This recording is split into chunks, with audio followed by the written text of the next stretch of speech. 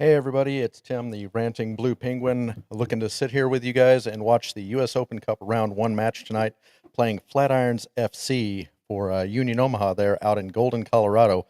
I got to admit, I don't know a lot about Flatirons. They're USL2 teams. They tend to kind of disperse and then come back together. But we'll learn a little bit about them tonight, and with any luck, Union Omaha will have a way through and be able to go to the next round, where I'm to understand we're playing Des Moines again. So, for what it's worth, that's what we have to look forward to. But before we get started on all of that, I want to thank you guys if you are watching. Thanks for watching. This is a proof of concept. I have not gotten all of the bugs worked out of the studio yet. I haven't gotten all of the bugs worked out on the watch along, but I want to try to get this done, and I want to try to show that we can do these things throughout. I know there's a lot of people who watch on ESPN Plus, a lot of people that watch on CBS and Golazo when the games are on there. But the idea of the watch along is just kind of more of a fan experience than just listening to a guy. I don't expect to be doing a whole lot of play by play for every single minute. Not necessarily looking for anything to fill that void or what have you, but just kind of talking about what's going on in the game and trying to figure out what really what I'm thinking as we go along. As we do this more and more, I'm expecting to have a couple more people to go in on this with me, and we'll be able to do some back and forth. And as always, the YouTube chat and the comments are going to be welcome. If we get chats, we'll throw them up. We'll try to respond to them as long as they're respectful chats, of course. Not going to go hateful, not going to go anything that's way out there. And it will always take constructive criticism, because just trying to build this thing and trying to do and have as much fun with it as possibly can. So we're sitting here now approximately 18 minutes, according to what my sources tell me, being the YouTube channel where this is broadcasting on.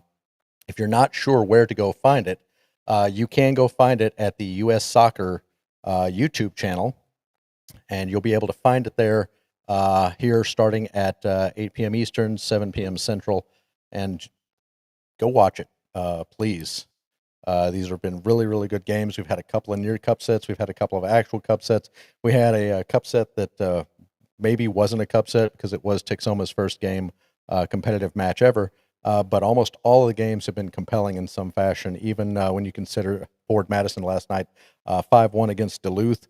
But they were hanging on, and Duluth had 10 men for most of the game. They were hanging on until they finally just broke through there at the end, and the flood of goals happened. But it was by no means out of doubt for the majority of that game.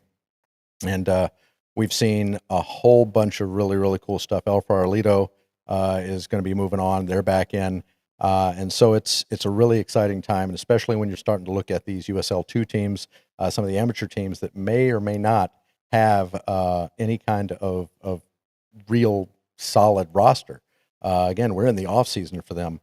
And unless you know a whole bunch of your MLS buddies like Des Moines does, that you can just call out of retirement and say, hey, come on. There are a lot of these teams that you don't really know and you don't have a lot of tape on, and you don't really have a chance to tactically plan for them. So that's going to be Dom Casciato's problem tonight, is what is he going to face and what is he going to do, and where do we expect it to go? That there. So trying to understand that. We do have the lineup for you. Let me go ahead and pull that up here. Get you the lineup for Union Omaha. There we go. That's who we're looking at. We're going to be going at Flatirons FC. We've got Jensen. Actually, he's going to be starting in goal tonight, and that's an interesting choice, I think, considering we know that Nuhu is still out. He's still probably got some niggling injury that's going on with him.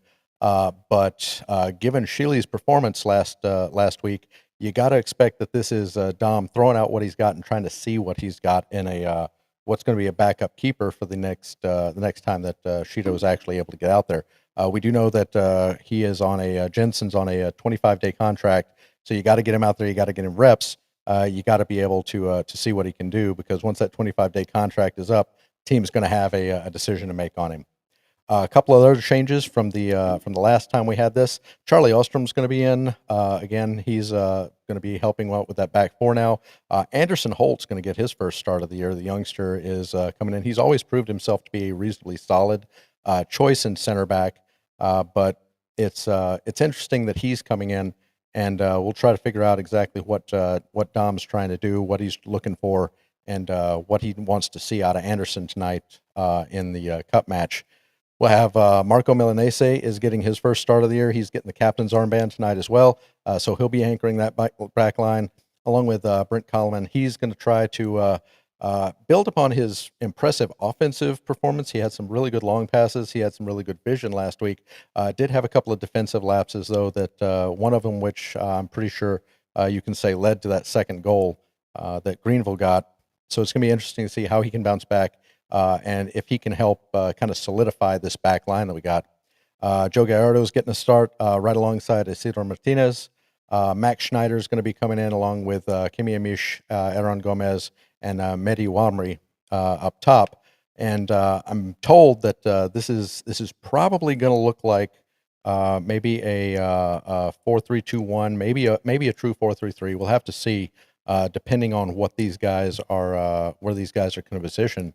But it'll be something new, something to roll out, and we can obviously see that Coach Casciato is in the experimental phase of the season, trying to figure out exactly what he has and what he has going forward. And this is not a bad matchup to do it.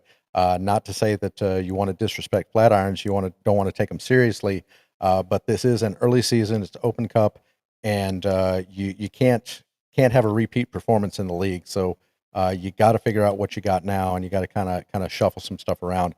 We're also dealing with a couple of injuries. We know Lagos is going to be gone, and as I understand that, he was expected to be a big part of that offense. So now you're having to shuffle around a lot of your plans last minute due to an injury. And the same with Shido, expecting Shido to be back there and hold the armband, be able to hold that defense together.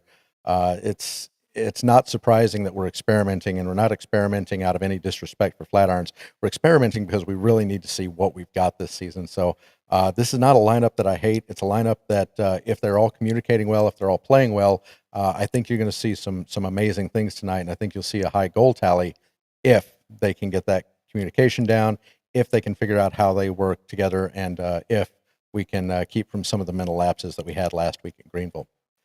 So as we go on, here is the Flatirons FC roster. And again, admittedly, I don't know much about these guys to the point that I don't even know 100% what all positions they play. I'm going to assume that Conchi there is a goalkeeper, but after that, Flatirons kind of did one of those things that you see it a lot in Germany, you see it a lot in the women's game. We're just going to go down by numbers. So there is absolutely no inference unless you know what these players are and where they normally fit in. There's no real look that you're seeing. So we've got Conchi, we've got Andrews, and I am going to mess up some of these names. I'm so sorry, but I will do my level best here. We got Luke Smith, Joy Joyner. I missed Raymond Jackson there, but Joyner looks like he's going to be wearing the captain's armband. Looks like Orland Jr., Sam Hamilton, Toby Osifadunarin. Yeah, that's one I'm not going to get. Tobio. I'll call him Tobio until I can find a media guide here somewhere and actually get his name right. Jackson Vanderven there, Yusuf Adan, and Sam Scarth will round it all out. And then you can see the bench down there below. So without any real idea of who this team is, without having watched them or anything else, I can't tell you exactly what I expect to see out of these guys as it pertains to their starting 11. I do know that we are going to be looking at a tough match, not just because of who we've got there, not just because we're experimenting, but the whole reason this match was delayed in the first place had to do with the weather systems here, had to do with a dumping of snow and blizzard-like conditions, straight line winds, a whole bunch of stuff that kept the team from actually flying out on Wednesday. And thankfully, the Cup and the league and the teams were gracious enough to allow us to play on the next day. So everything there is going to be good. I'm glad everyone got there safe, but it does throw off the schedule. It throws off some of the timing, some of the training.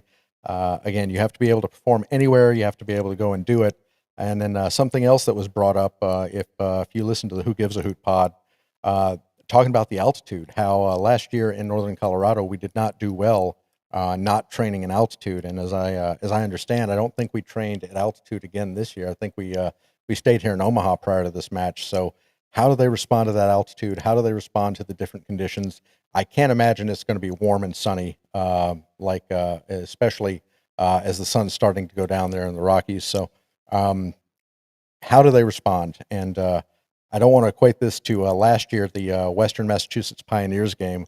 Absolutely different squad, but horrid conditions as far as sub-zero temperatures in that Open Cup match. And the guys went out and they performed well. So we have to go with the in Dom we trust, and he'll make sure that the guys are ready, and we'll get a good match out of it. But there are going to be some challenges. There are some injuries. This is not one of those that we're going to take lightly. Even though we know who the opponent might be on the other side of it, we cannot look past this game by any stretch of the imagination. So,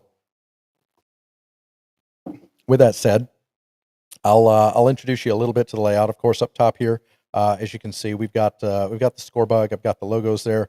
It's going to be a running clock. We're going to keep track of it as the clock on my YouTube that I'm watching. I'm going to keep track of it there. So if it happens to be a little bit of ahead, or if it happens to be a little bit behind, don't fret. Don't spoil things for anyone. But by all means, try to keep up with it and enjoy it. We'll try to talk about all of the stuff that's going on there as it comes. And then should anyone score, you'll see the score go up. And should we go into PKs, it'll be an interesting long night too. And I'm really not looking forward to having to go to PKs with this. We've seen a couple of teams now be able to survive those PKs. I'm not comfortable going to PKs on a match like this. I think we need to get in there. I think we need to win it in regulation, and get home. If it goes to PKs, you can flip a coin in a lot of cases, especially with an untested goalkeeper that we've got tonight. I have all the faith in the world in Dom and Jensen. You're going to do great tonight, but you are untested, so there's a little bit of nerves there. I can't 100% lie about that. So. So while we're waiting, I will go ahead and I will flash the lineups back up there, and I will take myself a little bit of a break, and we will see you back here in just a few minutes for the start of the game.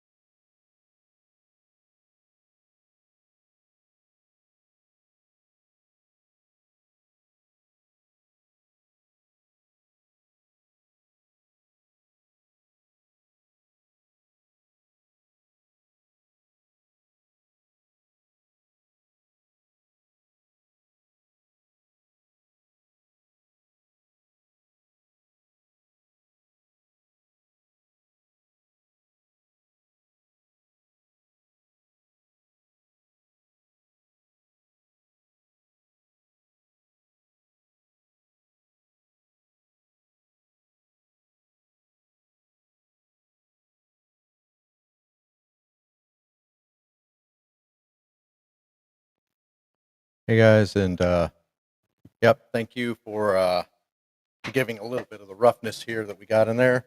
But we are back. We still got looking about 5 more minutes until the show goes.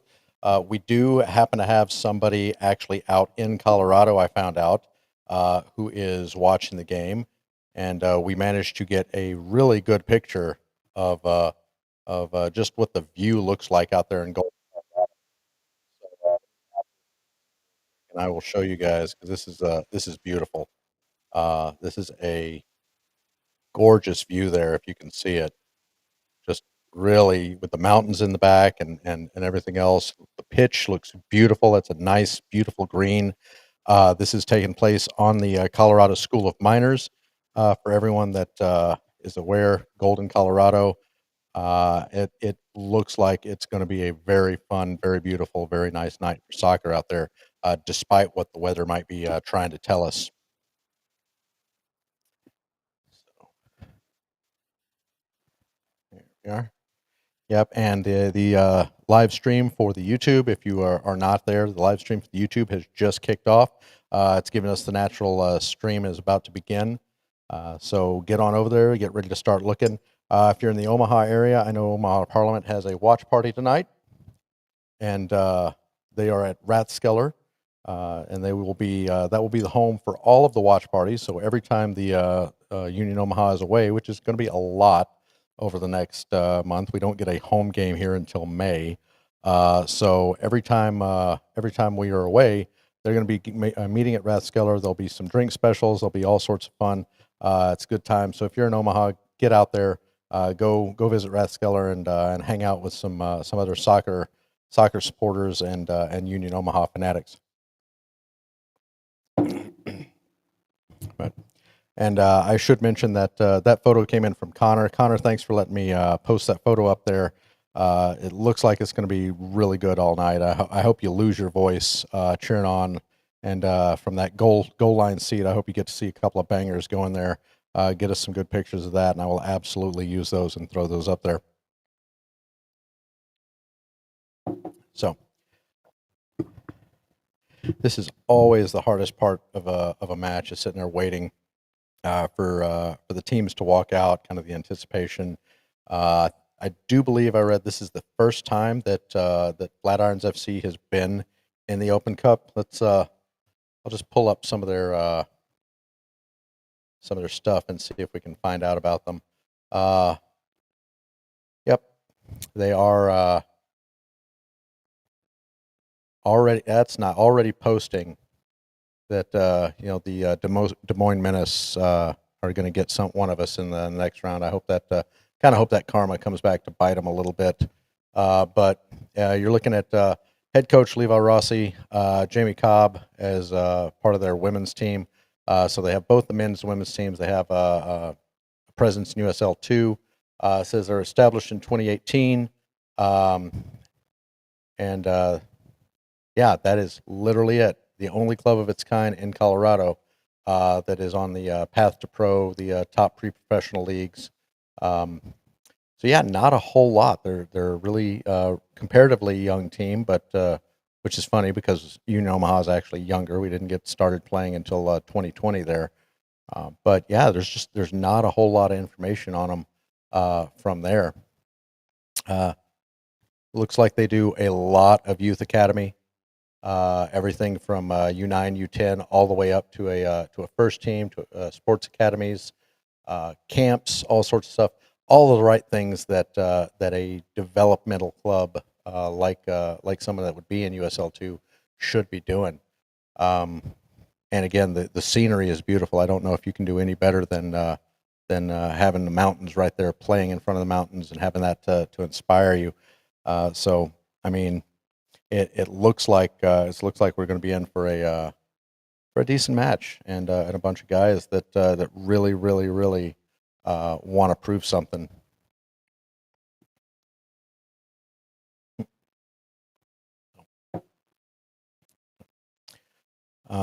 Meanwhile, I know we've been having some discussions. There's a little bit, not to share too much of the tea here. There's a little bit of worry there. Notice that Blake Malone is not in the starting lineup and is not on the bench.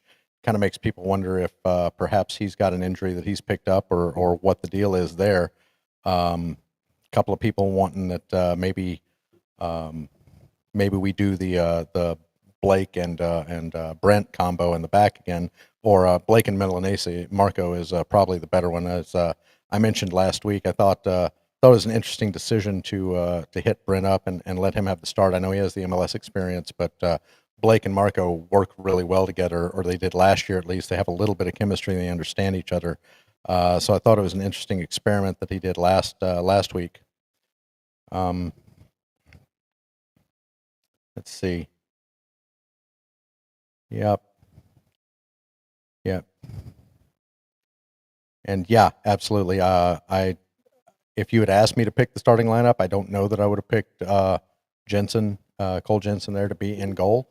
But it's absolutely understandable considering some of the stuff that happened last week and the fact that Shido is Shido. When he comes back, the job is his. But you got to have a solid second keeper. We had Wallace Lapsley last year, so we had no issues at all with a second keeper. The years before, we had people like Kevin Piedrahita score goals with us. One nice long windy day on a short field managed to get one over the North Carolina FC keeper that year. But people who have always been solid shot stoppers, and we've needed that sometimes because defense is great, but when the defense gets beaten, you got to have somebody back there. And Cheeto's he's been amazing for us. Love staying in the Omaha area. The fact that somebody stays 6 years at this level, I wish in a way that he'd been able to move on. But at the same time, I'm so glad that we have somebody that's solid there. But we got to have somebody solid in the backup for when those injuries come in or those days of rest come in, or just the weird happens. And Cheeto is not above getting a red card. He's done that before, so we have to make sure who we've got. Like I said before, I think this cup record or this cup tie is a good place to experiment with. Yep, according to the broadcast, they are. This is Flatiron's first Open Cup appearance. They were the the division champions in the Mountain League last year. It looks like, and only lost one of their matches last year. So it looks like it's going to be a pretty good club that we're going with. And yep, if I'm taking a look at it, it looks like based on the broadcast there again, it looks like it's going to be a 3-4-3 that they're going to be doing with where are we at? Yep, looks like we're going to have Joyner up front along with Orlin and Toby O, who again, I promise I will figure out a way to find your name and learn how to say that at some point. And there we go. Now we're going to have the rolling ticker down there. Should tell you who's in what game and when they are. And we have kicked off, and we are ready to go for the match.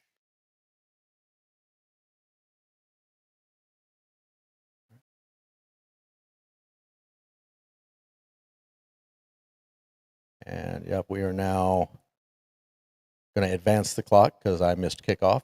That's something else I'll have to tweak when we get up to it.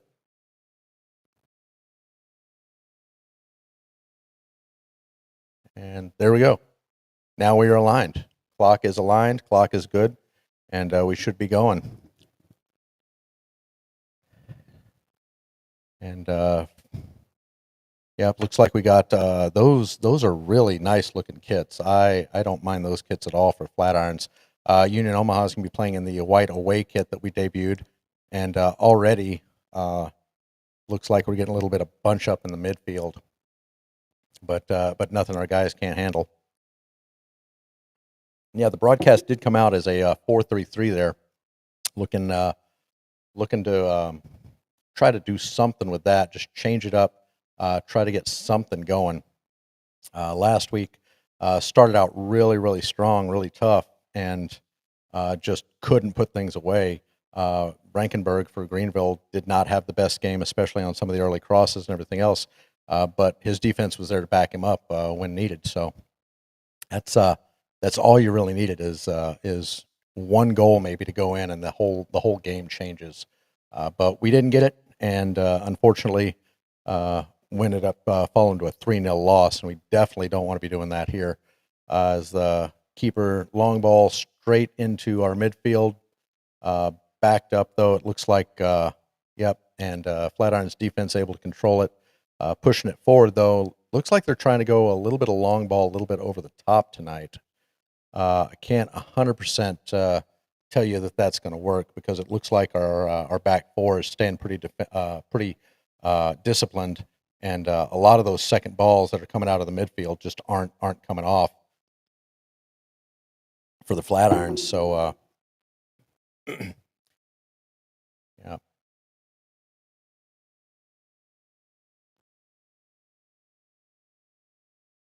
there we go. Trying to play out of the back, which is always dangerous, but we got Brent Coleman on the ball now, pushing out to the right. Again, his passing out of the back last week was really, really good. He made a lot of good vision passages. He made a lot of Greenville defenders just have to track back really badly. There's Ostrom. He's got our first shot kind of going into the box, crossing over, but there's a Flatirons defender out, ready to make it, and immediately turns it back over there about the final third. And ball's just kind of playing ping pong now over. It looked like it was about to go out for a throw, but I guess the man saved it. That time, yep, that one did go out for a throw. So Omaha's got a throw in a pretty dangerous area now. There we go. And yep, Charlie able to switch play back over to the right. There we go, up the wing. Oh, so close. Oh man, there was two of our guys was there. Looks like Wamri was one of them that was sitting there. It's just a really good cross that came in, and yep, it looks like two of our guys had a chance to get on it, and just missed them both. Went just wide of the post, but poor keeper would have had no chance at that one. If Conchi had managed to save a shot that had gone on goal, it would have been definitely a save of the week candidate. So early on, it looks like the same thing as we're getting the shots, we're getting into the areas, but we got to convert one here. We got to make sure that we actually get one in there.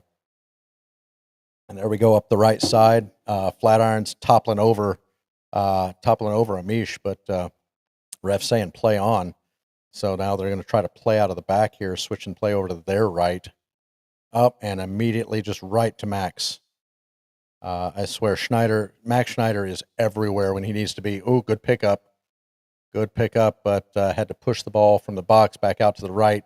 Gonna get another cross in it, maybe.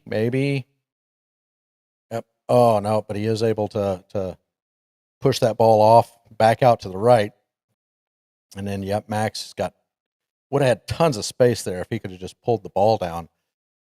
And oh, another ball right into the box that really should have found somebody, and then unable to take it back, and it ends up going out for a goal kick. But man, like I said, the balls are going to be there. The shots and the placement looks like it's going to be there, or at least the pass placement, not the shots. The shots just have not gotten to connect, and that was our problem we had last week too. Right? Was just we could not connect and get that ball across the goal line in any way that actually looked like it was going to hurt the Greenville defense.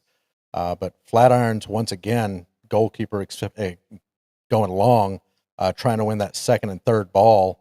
And after a little bit of a scramble, they do, but they're forced to retreat back.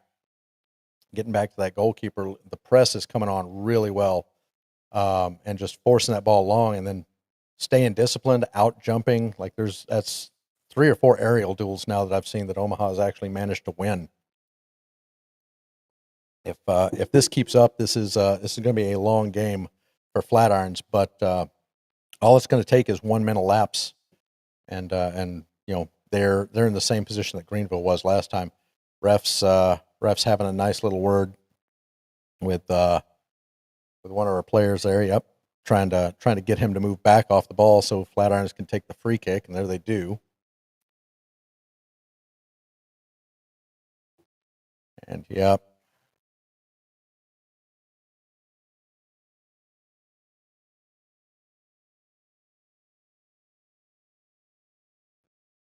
And sorry for the clock problems there. I'm starting to understand what the limitations of this clock program I've got is, and so that is the should be getting up to the correct time here in a second. Let me I'll get you guys caught up here.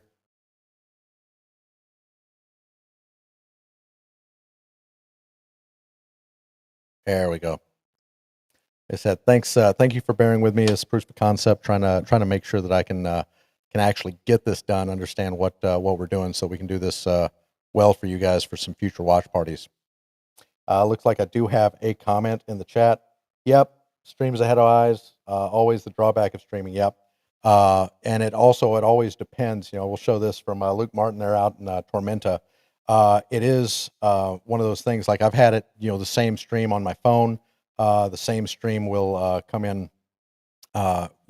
15 seconds later sometimes, depending on what device I'm doing, and that is unfortunately the problem with streaming. But ultimately, we'll all get to the 90 minutes, and with any luck, we'll have a Union Omaha victory at the end of it.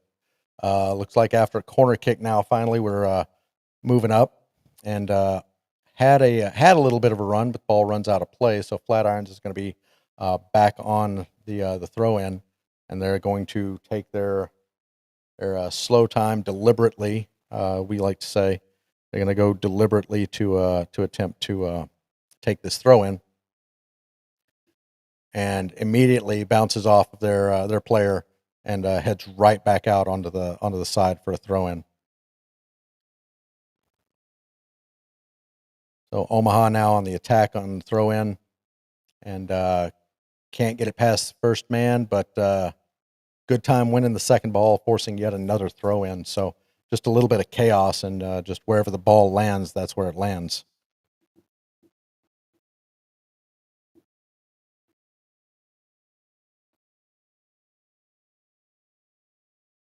And trying to play the ball back, put it right at the feet of one of the Flatirons players there, and just lucky that there was enough of a mass of bodies that they had to play back and didn't get to go on a break on it.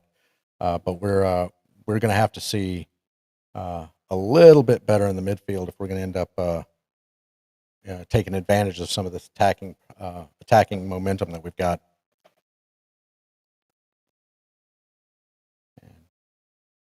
Oh, that was a good foot there. That was a good step in to turn the ball over there right in the attacking third. Looked like Flatirons were putting a few passes together, and we had a really good step in on that one to try to take the play and then switch the attack back. Now we've got one coming from the right off into the corner, and it's throw in very close to the touch line or the end line there.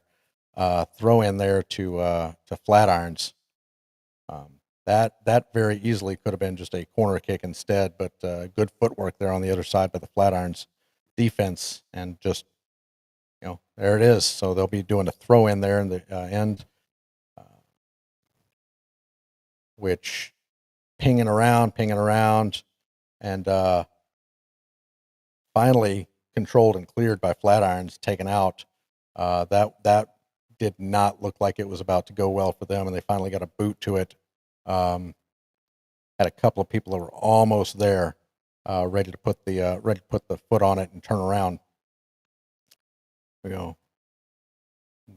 Aaron's got a turnover there now in his attacking third.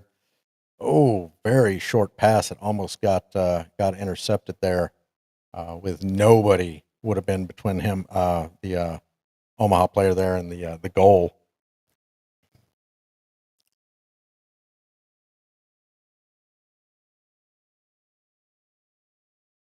Said so far, Omaha is taking a lot of possession, but they're really not doing a whole lot with it.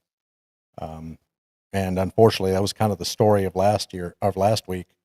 I hate dwelling on the fact that we had such a bad game last week, but a game like that just does not leave your memory, especially early season, especially when it's your opener. It's not going to leave your memory anytime soon, because you really want to see improvement. You really want to see some changes, something happened to show you that was just a blip and a fluke. But as we always say, in Dom we trust. Dom will get us through this.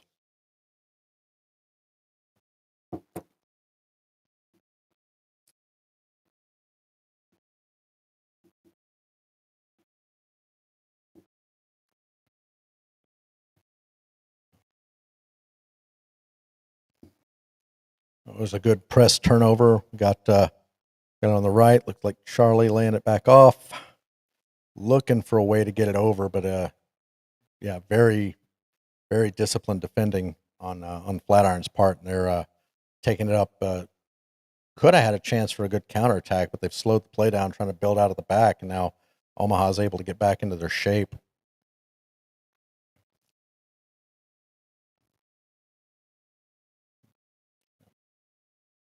There goes, yep, here comes press. Amish now on the press, trying to get that. And they're doing good closing them down, forced them into a long, dangerous switch, managed to get head out to their right. So they do manage to beat the press, but it was nervy there for a second for them. And now they've got a good chance to go forward. And yep, that's going to be a foul and a free kick. Not quite a card. I don't think the ref's going to go for a card this early, but yeah, it yeah, yeah. Brent just stepped up and kind of held his ground, but hip checked him a little bit as he was trying to flick the ball past. So yeah, it's definitely one of those good calls. We are 14 minutes into this match now, and seeing people go to the side, almost like it's a hydration break. I can't imagine a hydration break here. I'm not sure 100% what's going on, but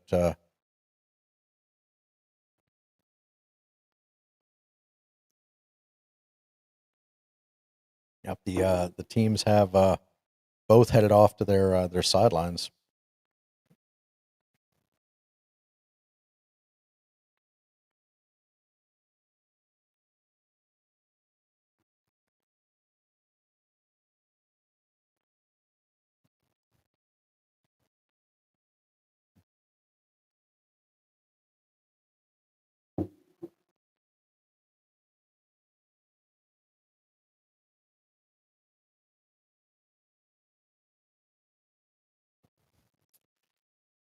Yep. Showing up some of those other scores. This is the only Open Cup match left tonight out of this round.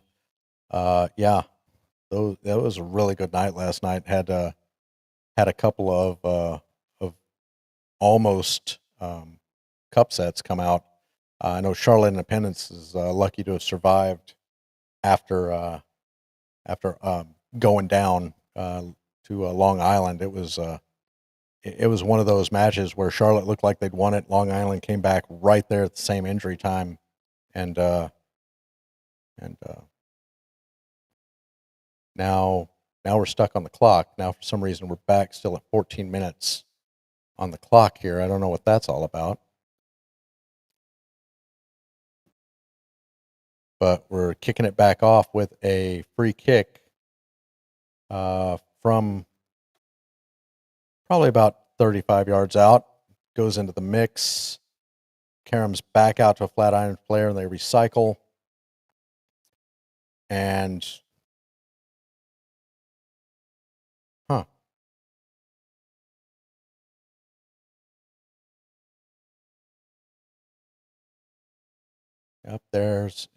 managed to put it out to the left. Good crossover, but it misses everybody.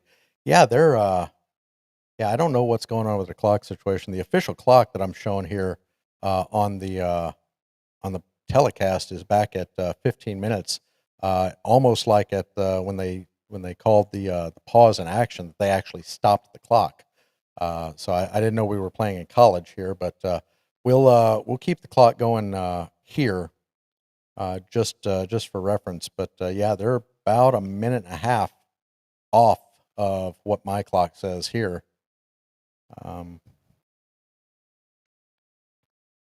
Actually, you know what? No, we'll go ahead and we'll match up time with them because that is just so weird. Where are we at? 16, and we'll catch them back up as soon as they hit 16 minutes. Meanwhile, Flatirons are just sitting there pinging the ball around. Goes out, but I can't tell. The camera doesn't apparently go that far out, so it looks like it's going to be a Union Omaha throw deep in their own. Nope, went out for a goal kick. There he is. Jensen's got the ball, and Brent's just going to slowly bring it up, and of course, doing that, I missed my cue. This is going to be a growing pains thing. I'm going to have to get an assistant or something. I got to get a second person in here to do this if we're going to do this rail. But yep, there we go. Yep, right there should be about lying. Now I can go back and concentrate on the actual match. And Flatirons pushing up from the left. They don't have a lot of people in the box for a cross, but it looks like beat one man, and then Marco gets his foot in, gets it back out to Brent, and they're able to clear. Only as far, though, back as about the first third before Flatirons can take it over again, just intercepting that clearance. They're starting to get a little bit more possession, starting to find a little bit more of a way to actually get through the Omaha defense.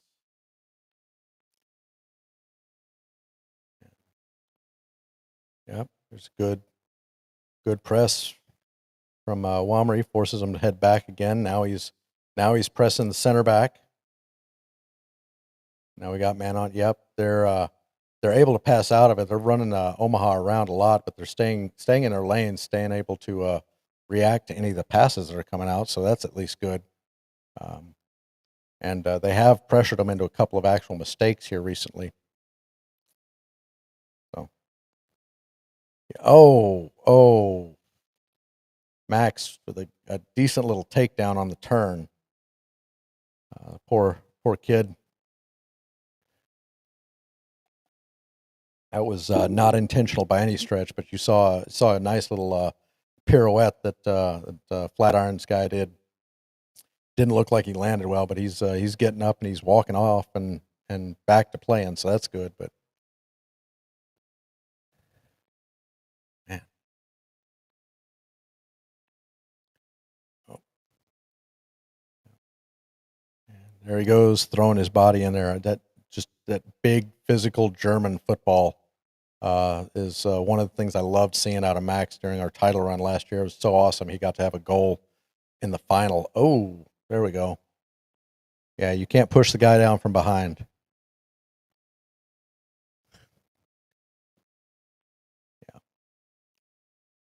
Yeah, it looks like Joe Gallardo was getting ready to take off in some space and just got leveled from behind.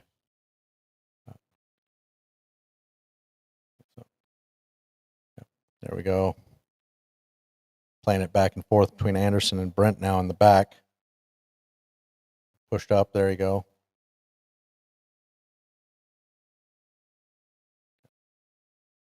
Joe. Here comes Anderson into the attacking half so that he can help out with the offense. Aaron tried to do something there. It looked like he just lost control of his feet. Like didn't hit the right controller button. Like when you want to try to hit X and you hit circle instead.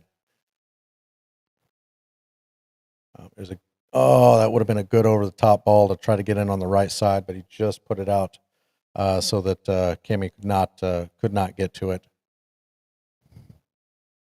Just end up being a throw in for Flatirons, and again, really good spells of possession, really good movement, really good passing, and then Peter's out right there at the end and can't do anything about it. Like I don't know what the deal is there, but something we got to figure out. We gotta start getting more actual shots and chances on target after only registering 2 in the last match, both of those in the first half. And while one of them should have gone in, had Tyler Pollock's foot not been right in the way, right where it needed, or Fricky. That was the Brandon Fricky one, his foot being right in the way. But the fact that we only registered 2 shots on, that's is not going to cut it. So we got to find a way to get that ball forward a little bit better and actually hit one of our strikers that's up forward. I feel like maybe that's why we went to a flat 3 up front this time instead of the 3-1 we did, is to not put it all on Wamry's shoulders, actually get Aaron and Kimmy up a little bit further and have them help support. But so far it hasn't worked. It hadn't looked bad, but they aren't finishing that final ball. And there we go, picking up off a long ball, won the second ball, getting it in there. We got a nice through ball. Almost, it was right in the path there, and Flatiron's keeper just came right out, and he was able to do it. That was Conchi on the good read of that ball, and good job getting there before Wamry could get to it. And yep, once again, long ball forward, bounces and makes it all the way back to Cole, and Jensen starts it back out and heads off to the right with it. Marco pushing up.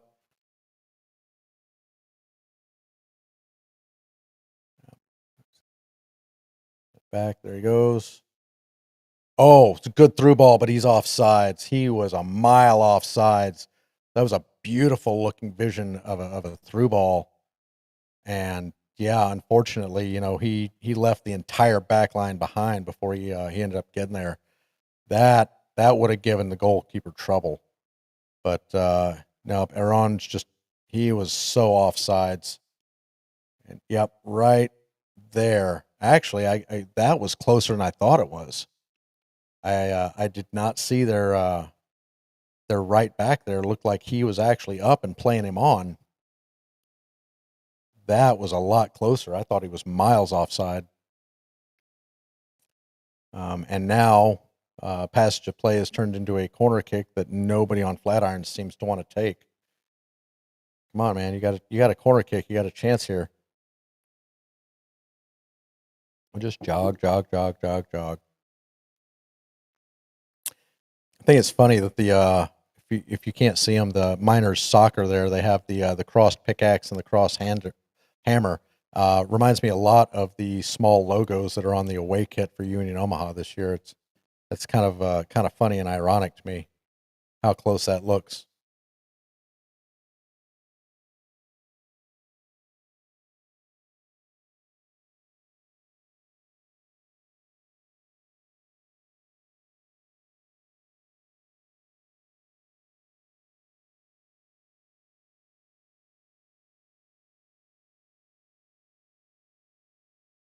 All right, guys, give me a second. Looks like we got another throw in, another corner kick coming on. Give me just a minute, and I will be right back.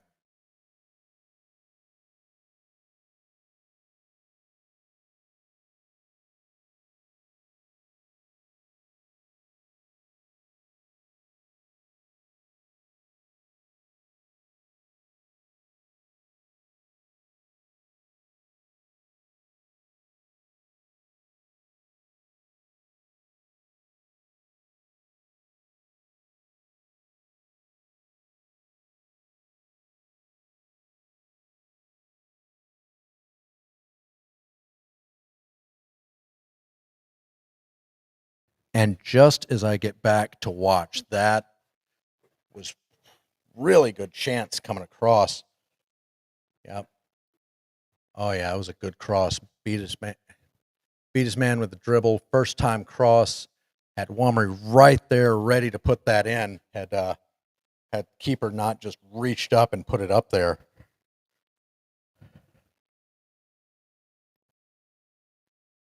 And wow, yeah.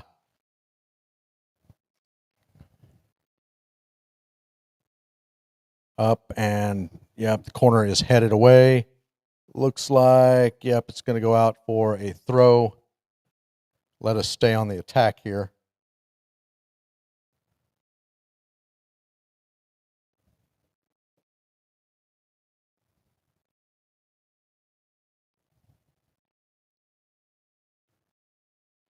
Man.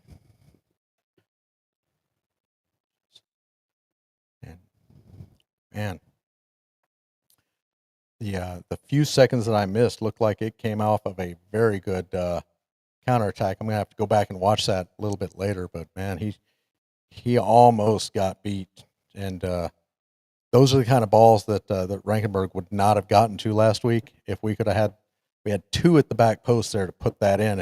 Even had Wamry not been able to get to it, but man, we can't let scoring chances like that just keep going by the wayside.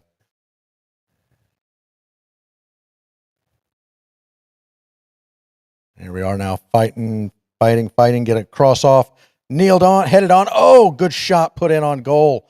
Good reaction, saved by, and then it's in. Finally, Aaron Gomez, after a lot of chaos and a lot of pinging. Oh man, I thought that ball was in at least twice. Let me take a look at it. Cross coming in, gets flicked on. Looks like, yep. Looks like Kimmy had a shot at it there, went right to the goalkeeper. Goalkeeper made a good stop on it, but spilled it, and then off the attempted clearance, Aaron just got in there and just powered it in on the side. And finally, we're off the schneid, we're off the streak, we've got a goal. Oh, that feels so good. And hopefully there are more to come. Finally getting rewarded for a good piece of attacking play. Oh, man, that is they've got to be going nuts at Rathskeller on that one. That was just really good placement, really good positioning, really good handling of the kind of chaos that could come off of those crosses like that. So good. So there we are. We are at 1-0 up at Flatiron here in this first round of the U.S. Open Cup. Oh, and here we go, pressing again. Obviously not going to be happy with just the one. We got to get into the rhythm and show it right, but we can't get so far into the attack we let them go.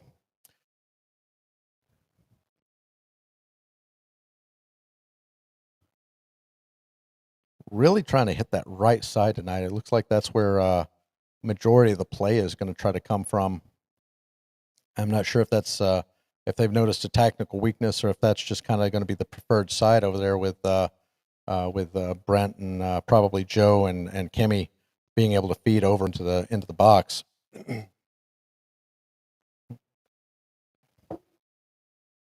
Oh, there's another one. Good cross. It comes in, headed away. Center backs were in a good position for that one. But again, coming off of kind of a ping pong ball that managed to get out to the wing, and Winger didn't take any hesitation. He just popped it right over. Tried to get in there. Here we are, taking our time, playing it out the back.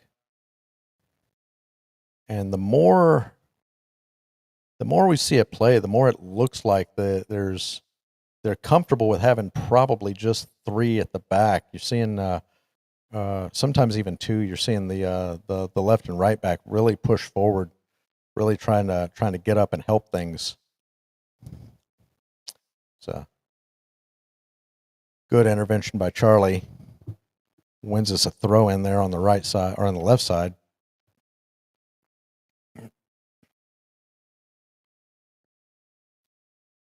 Absolutely, Luke. That was a heck of a shot for the goal. I fully believe he just saw the opening and just, nope, I'm not going to make a mistake. I'm going to put my boot through it, and he did. Rattled the net really well.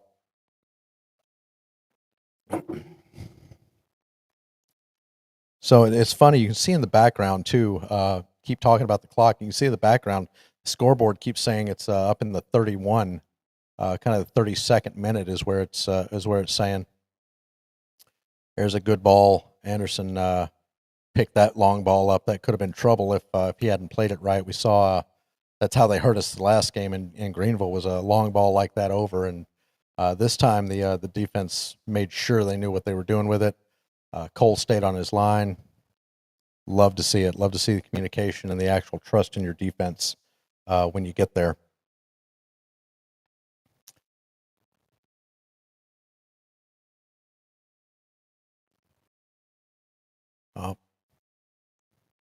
They do have the ball move forward. They have no numbers though. And yeah, trying to play back is just going to turn it into another spell of possession for the Owls.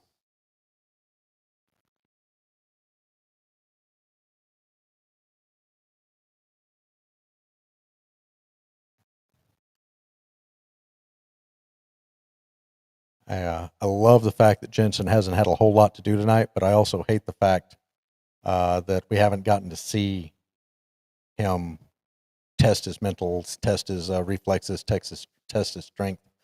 I mean, a comfortable win's a comfortable win, but especially in a match like this, I would like to see him handle a little bit of trouble. You know, maybe we can get a couple more goals up before he has to, but I would like to see how he handles a little bit of trouble tonight. That was some good play, footwork, getting it up there, and I don't know if he was trying to chip Cole that time or what, but he just kind of lobbed the ball up. There was nobody forward. He just kind of lobbed the ball up, and it was nowhere near the goal. Jensen he grabbed it pretty easily, starting our attack back out on the right again. Yep. And there's a switch, but that was a terrible pass. I don't know what he was thinking, but Flatirons was right there to intercept it. And if he'd had any kind of a good touch coming down on it, he was probably getting ready to split those center backs and head in. But man, that was a, I don't know if it just died on him, got up there and died. I see a little bit of wind in the stadium tonight, but yeah, that was almost like he just telegraphed it right for him. Oh, there's a good move by Wamry. He's beaten one or two guys and then manages to get held up, so he's got to send it back. There we go, pushing it out to the right now. Oh, just off the toe tips. Kimmy could not quite bring it down. Hey, that's not Kimmy, sorry. Looks like that was Joe. Yeah, it looked like Joe Gallardo just could not bring it down. Man.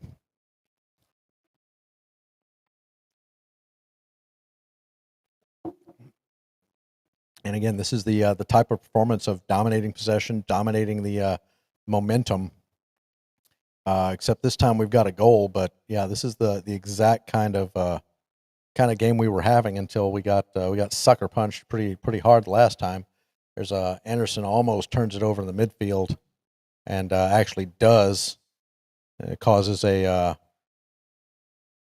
foul. Yep, looks like Max getting called for being a little rough on trying to get that ball back.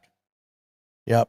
Oh yeah, yeah. He's lucky he pulled his foot back. If he'd had his stud showing on that one, it's definitely a boot to the knee. So no card there for him, but because he kind of pulled out of it. But yeah, it was definitely a foul.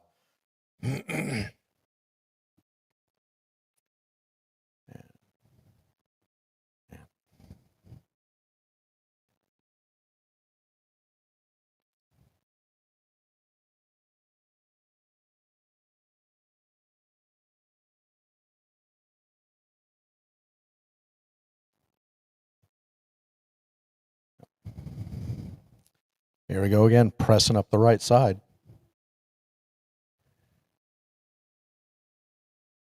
Now we switch it back to the left, let Anderson have a little time on the ball. He's actually been really good so far, trying to find some of those passes, trying to work his way back, trying to get the descent. Oh, there's a ball. Tried to go over the top, didn't quite get it. Oh, second ball won, and then knocked out for a throw in. That was a good hustle to get in there. The back line thought they'd cleared it back up to their midfielder, and no, Kimmy just turned on the jets and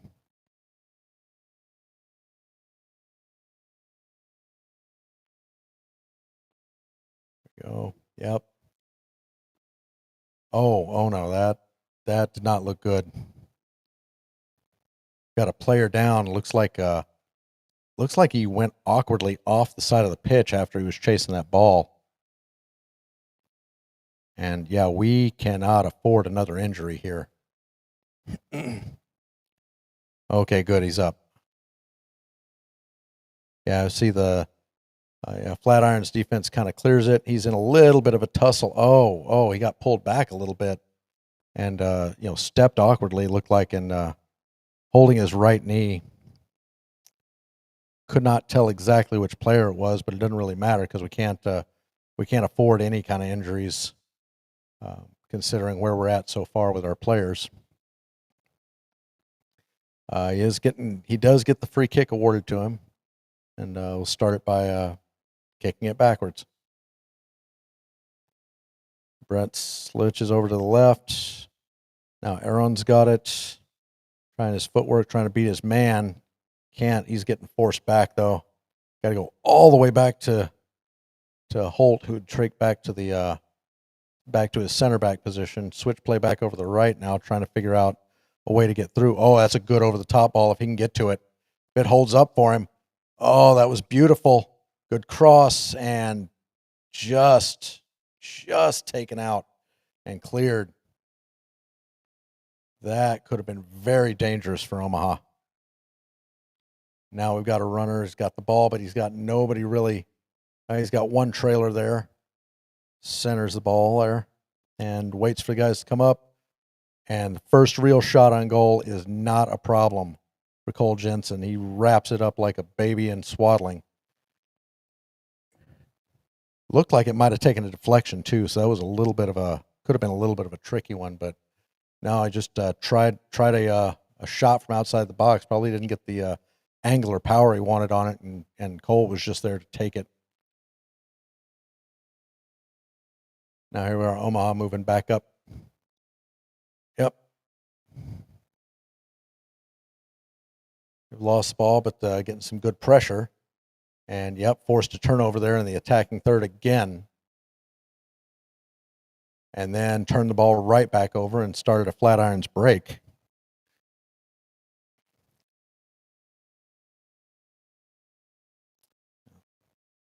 Yeah, the press is starting to get closer and closer. It almost looks like they're due to just get one of those balls, quick turnover and scoring a scoring chance. Flatirons managed to find a way to get out each time, but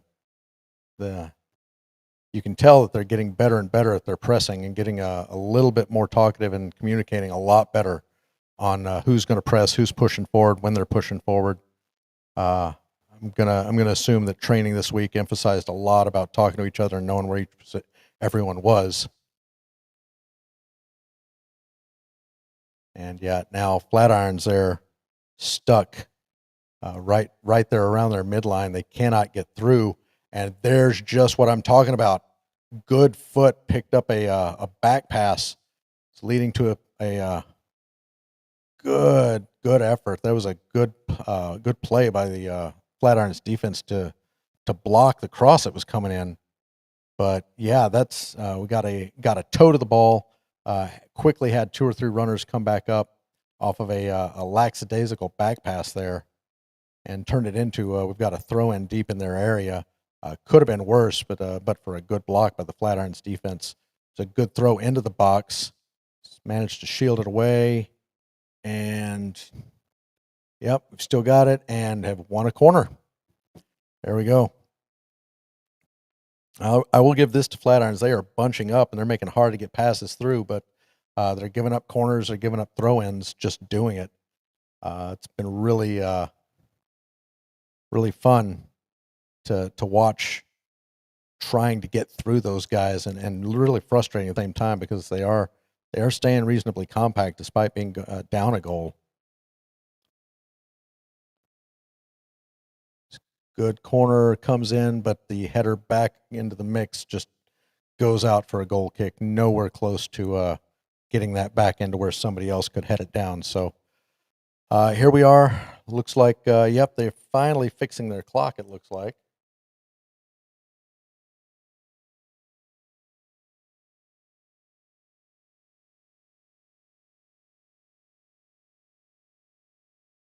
There we go.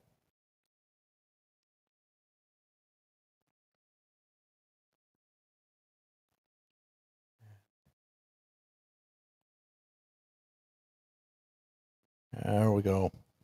Second ball misses, but Holt's able to pop it back up Get it back in. We're playing head game pinball here for a minute, and looks like a free kick. I think that was a handball on one of the Omaha players as the ball was coming down. I didn't get a chance to see who.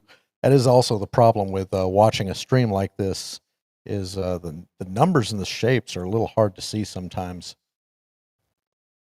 Doing the best we can for it, though. And once again, forcing Flatirons back into their attacking half. There comes the press right at midfield. And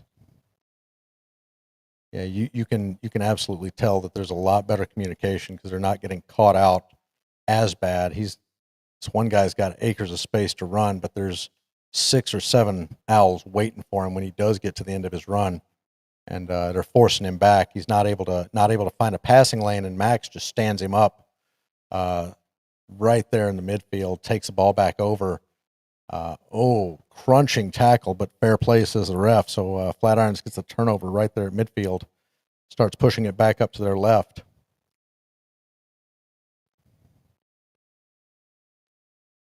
And forced out again. The Omaha defense is collapsing really well. They're moving really well.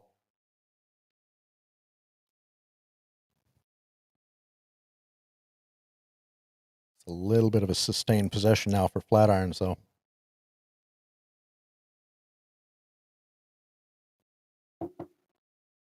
No. There we are, pushed back out to the right. There we go. Every time they make an inroad, they're seeing 3 or 4 white shirts crowded around the ball. They cannot get anything pushed forward. They're not getting into good positions, despite the fact that they are holding possession.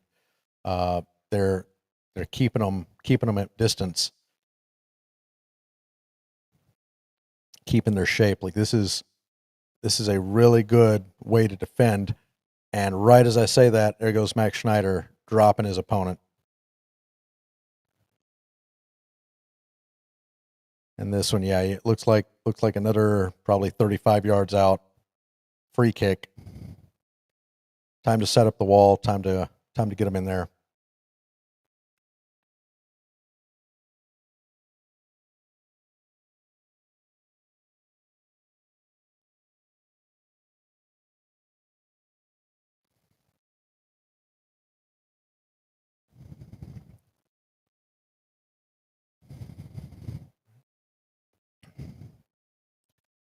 Referee set.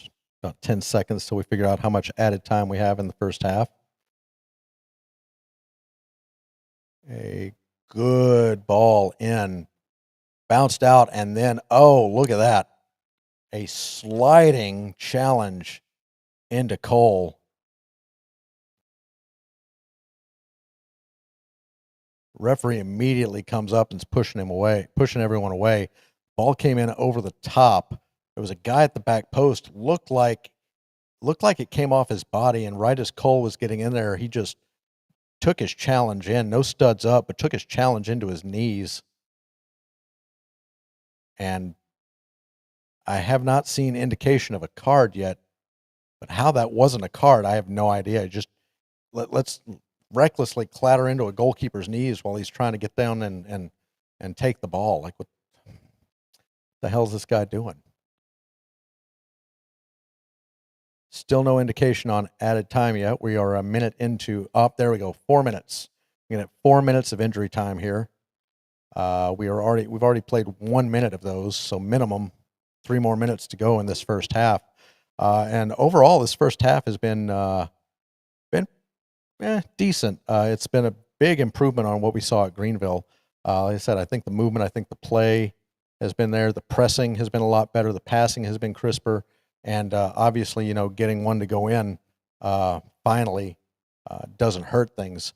There's definitely some opportunities I think that Owls could take a little bit more. Flatirons they're not bad, but they are obviously showing signs of being an amateur club and having a little bit of a susceptibility to some of this pressure and some of this experience that Omaha and the professional guys are bringing to it. they're putting up a good fight. They're not rolling over easy, but there's definitely opportunities I think where there's going to be 2 or 3 more goals in this if Omaha can get things right. There's a good little side pass over the right, but ends up going out off of Omaha. We're going to see a Flatirons, and that's it.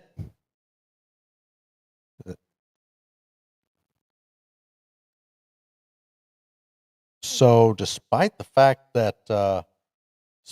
we were supposed to have 4 minutes of added time, we're sitting here at obviously not 4 minutes of added time. So, that's okay. Okay, that's how this game is going to be.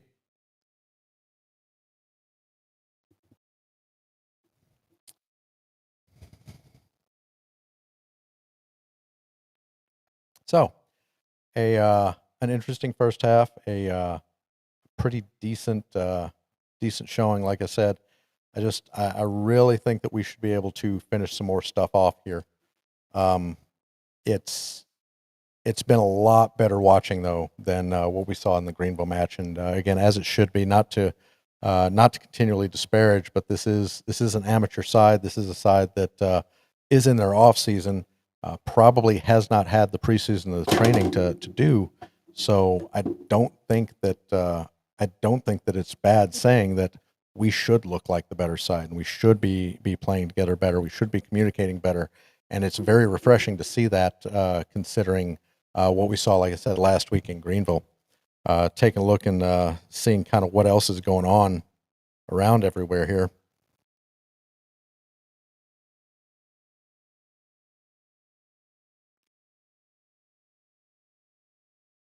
Yeah, not seeing a whole lot of conversation going on too much about this.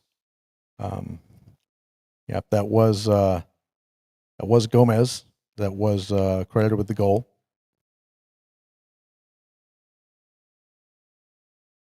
and yeah, like I said, it's just kind of a nice, easy first half for us, and as opposed to the trauma that we saw the last week. So, with that, as soon as we are back in action, I will be back up here. If you want to head back over YouTube, if you're not watching, get over to the YouTube, watch the U.S. Open Cup, watch any of the matches you can. It's really good to see these sides play. It's a cup that means something. So keep doing it, keep supporting the Open Cup, and we will be back shortly.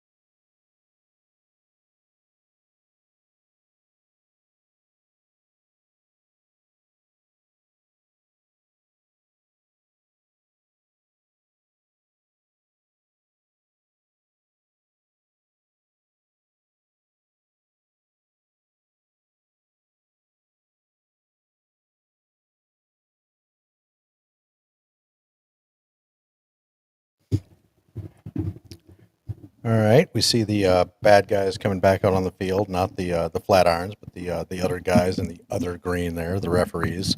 Although I got to say they haven't really done that bad a job tonight. I'm not really concerned too much. There's a couple places where I thought there might need to be some cards, especially that challenge there on Cole. There, slide in with a couple of feet. I understand you're trying to get the ball, but man, that looked like it could have been a dangerous challenge. So, um, but it is as it is, and we will carry forward with what we've got, which is a 1-0 lead. So, um, shamelessly stealing a few of the stats and the match facts and everything else from FOTMob. Looks like we talked about we had Aaron's goal there in the 28th minute. 4 shots on for Omaha, but only 2 on target there. Coming out of 46% possession, 54% possession for the Flatirons. They had one shot on target. It just happened to be that floater that went right into Cole. Had no issues. So with something like that, it didn't seem like Flatirons had that much of the possession there until the end of the half. They are beating us on accurate passes. They've been doing a really good job, especially towards the later end of the half. They've got 199 accurate passes. They're at 83% for that. To our 159 accurate passes, we've only got 81% of there. We've also committed 7 fouls, so that's a little bit of a problem to their 3 fouls. But again, the only stat that matters is that we've got 1 goal. They've got no goals. The shots inside the box, we're looking at all 4 of our shots have come from inside the box, which is good. It means we're working the ball down. It means we're getting in there. But it also means that 2 times out of those we weren't able to actually hit the target or force Conchi into any kind of a save or any kind of work. Yeah, all of the other stats, are they're pretty standard stats. We're not getting anything cosmic out of that. But it is worth noting that that possession stat, it did not seem like they had more possession until the end of the half, until they started playing with the goal difference. So.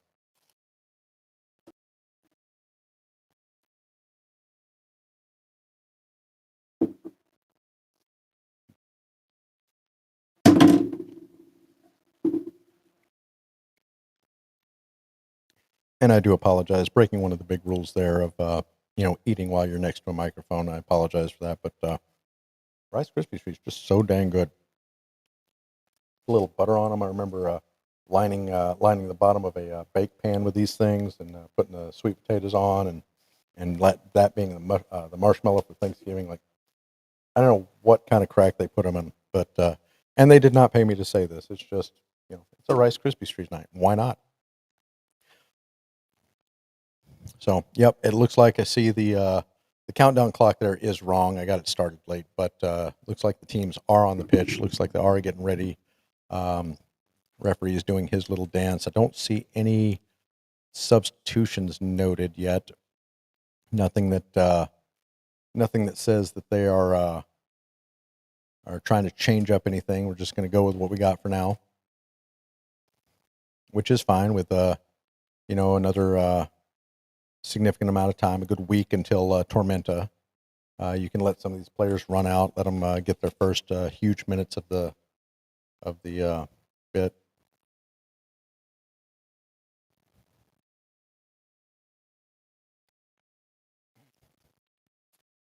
And everything's lined up, getting ready to start the second half.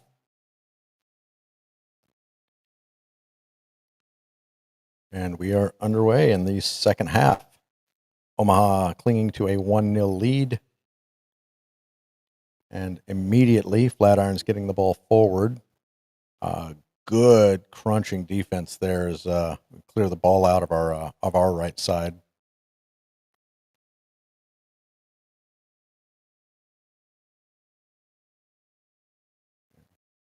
Yep, and taken off the throw in, but then given right away, but that was because he was fouled.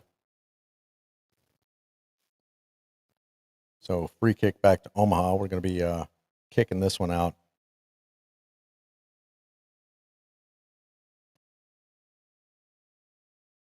And Marco chooses to go back to Brent with it and back up to Marco. He's going to put a long ball up, trying to catch one of our forwards, but position well to get a second ball, so we maintain control there at the midfield. And now we're pushing up the left. Oh, we got a good run up the left. See if he can beat his man. He cannot. Oh, and foul. Foul given. No, throw in. Throw in given. A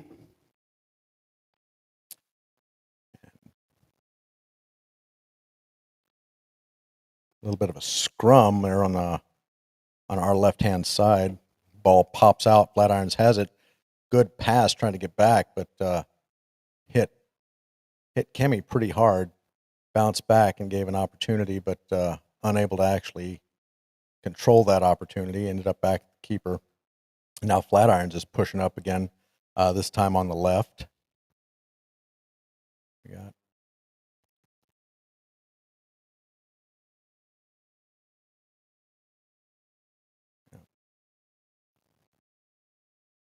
and now managed to push them back to the right side, letting them play around midfield.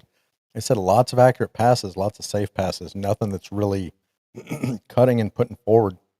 And when there is, the defense is collapsing pretty well to make sure that they cut off the other passing lanes. It's been a really disciplined set here for Omaha.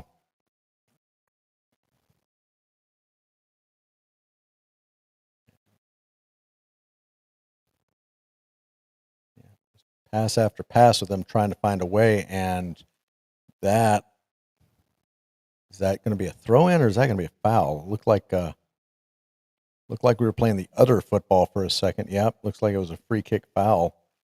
Just took his man down over there on the right. Flatirons gets a free kick. They don't do anything with it. They just play it back.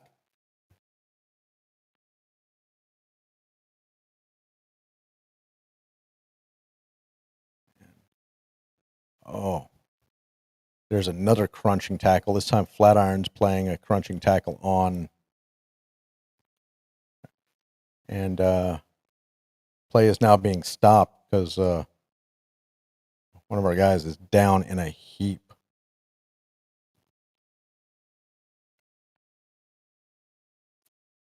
And I got to say, from the look of it, yeah, it looks like Mark Bronick has come on at halftime for Womrie. But let's see what happened with the injury. So, yeah. There he is moving up and forward and just getting the wrong end of a boot from challenge there. So, it's like Joe's going to be limping a little bit. He's up, he's walking it around. So that's good. Drop ball, restart, goes back to Flatirons.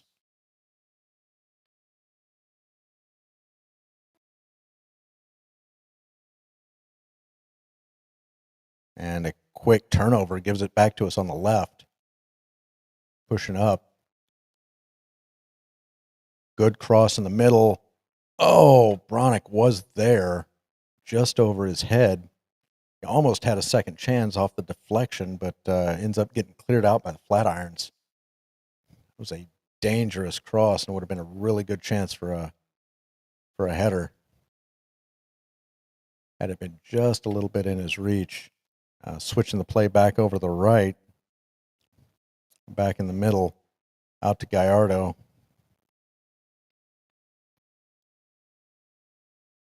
And cannot keep it in. So we end up losing it on the right side with the throw in to Flatirons.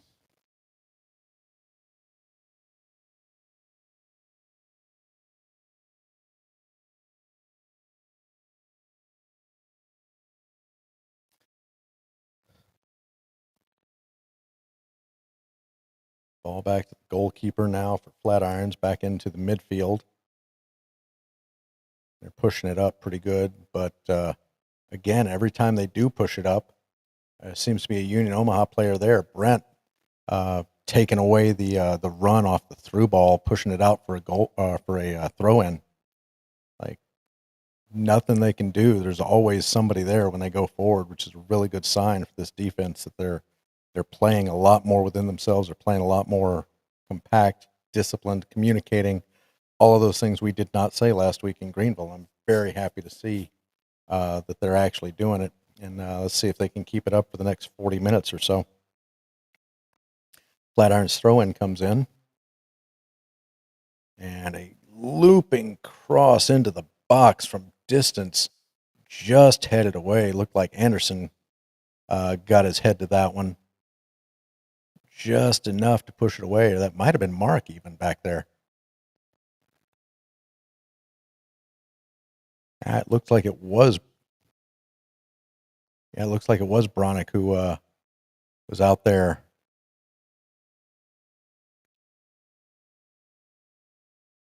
Here we go for the Flatirons corner kick.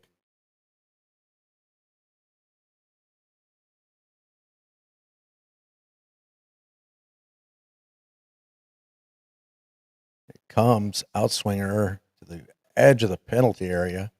Misses everybody, but gets recycled.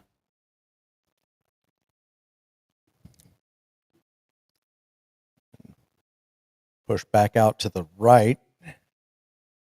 Good little bit of dribbling. Keeps it in there, but they still can't penetrate into the penalty area. Cross up, over, headed out, but just as far back as the next Flatirons defender, and they recycle.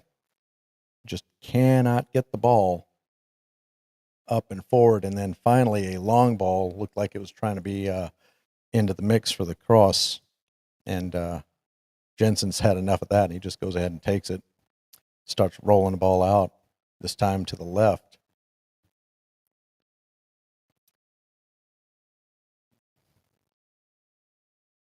Definitely feels like we've moved to more of a 3 defender set.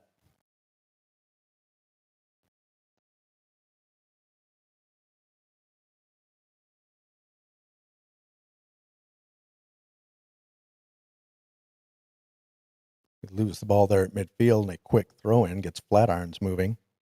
But again, 3 white shirts around him. He can't do anything. He's got to recycle it back. And good defensive play, good clearance, good header. And Bronick manages to fight and win it back off the deflection, almost playing our guy in.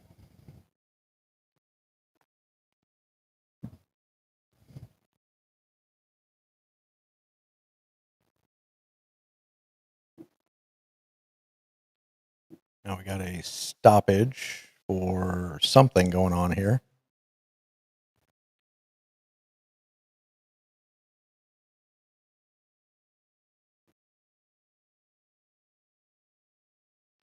And play resumes. Omaha takes the ball, and we're back in the attacking half on the right, or on the left. Now we're forced back into the midfield, and a push. You cannot do that. You can't just push our guys around. So there it is. Also noted, looks like Prosper Kasim has come in too on the right side here. So you got Kasim and Bronick now up top for the right.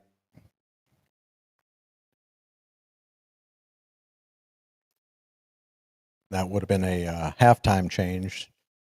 Kind of annoyed they didn't actually like post it or announce it on the broadcast here, but as a really good through ball and a really good claim by Conchi for Flatirons. That ball had a runner on the end of it, and it was going to go in. If he could have gotten a hold of it, gotten a good touch to it, keeper would have been out of position. He would have been able to curl that right into the box or into the goal.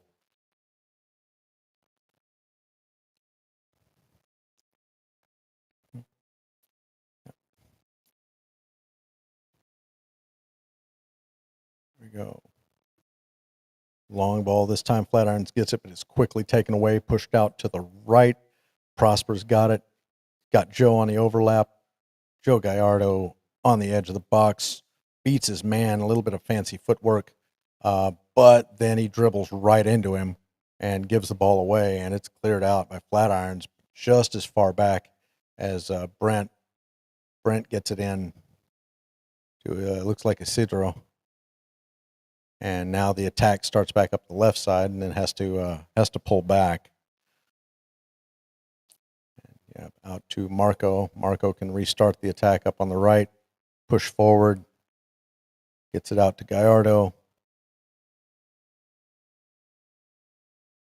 And, yep, they're just playing the ball back and forth now between the left and the right, looking for a way forward, looking for one of their guys to slip and maybe beat a man, maybe get somebody forward. Flatirons did dispossess, but got the clearance blocked.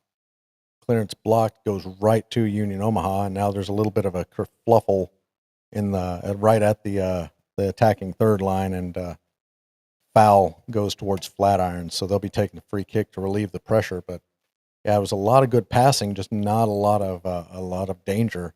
Similar to what Flatirons has been experiencing with Omaha when they get into the final third. They've been passing it well, but just no danger, no ways forward. Nobody can either a slight deflection or a slight touch or something takes it off of them.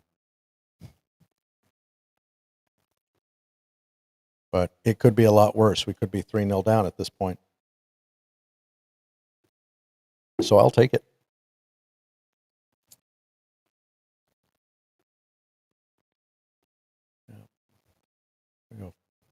Flatirons now starting their attack, trying to hit themselves up on the right side.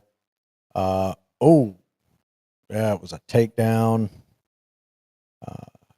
Dispossessed of the ball. Omaha was looking to turn and counter, and a bit of a slide tackle. Not going to pull a card again, but definitely a foul.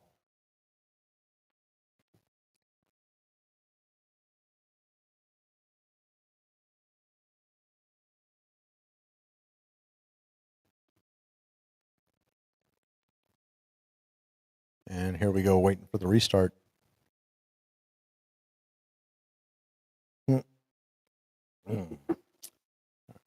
Ball goes back to the keeper. A good flick on off of that long ball. Prosper almost finds Bronick in stride. Ends up getting headed back to the keeper, though, and cleared away only as far as Buho midfield. And then once more, we're up in the air. We're playing head game ping pong. Finally, Bronick can bring it down, pushes it out to the left. It got a good run, and a little bit of a cross pushed out for a corner, though. That was a really good ball, a really good run there on the left side. Looked like Aaron had caught up to it. And we're going to get to see Joe Gallardo put a corner ball into the mix here, see if we can get something going.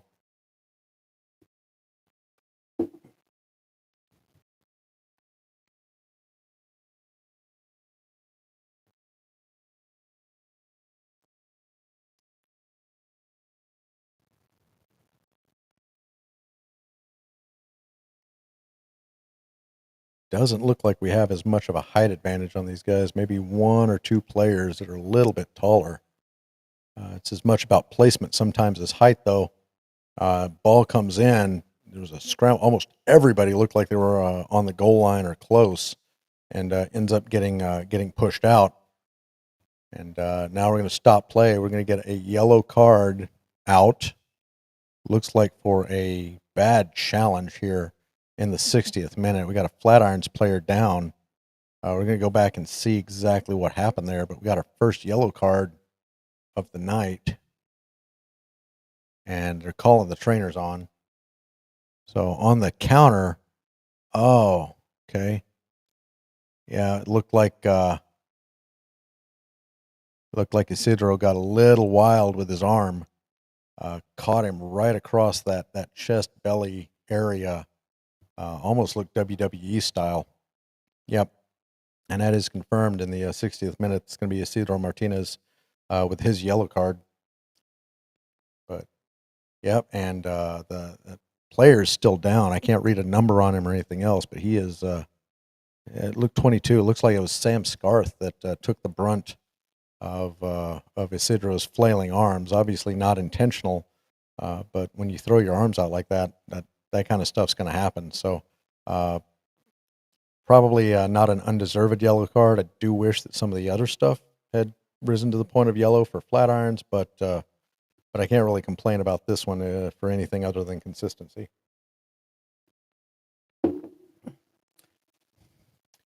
And yep, here we go with the free kick, long ball, trying to get up and immediately headed out by Union Omaha.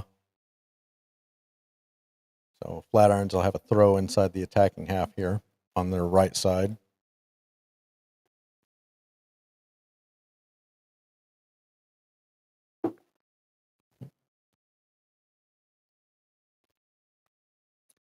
Should be a little less than 30 minutes to play now.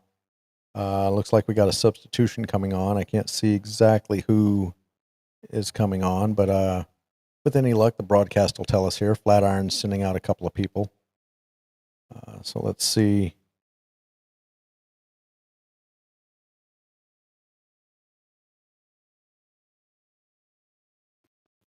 And there's an immediate long ball into the edge of the box. It's causing a little bit of ping pong. Finally, they get it out to the right side for Flatirons.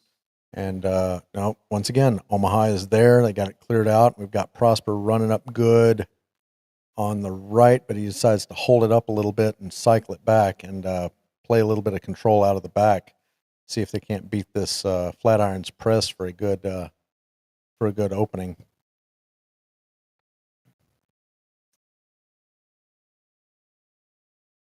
Get up to midfield. A little bit of shenanigans there. Looked like he just pulled the guy down, fouled him. So Flatirons gets another free kick in the area, and now it looks like Union Omaha's got a sub coming on.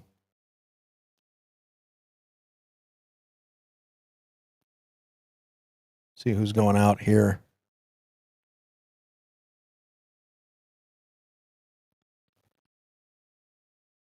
Let's see. Looks like maybe Isidro went out, and if that's so, I would expect, Brandon Knapp, it looks like, is probably the one coming on. And, yeah, new player does just step into place right there in the central midfield, and, yeah, it looks like it's Brandon Knapp on.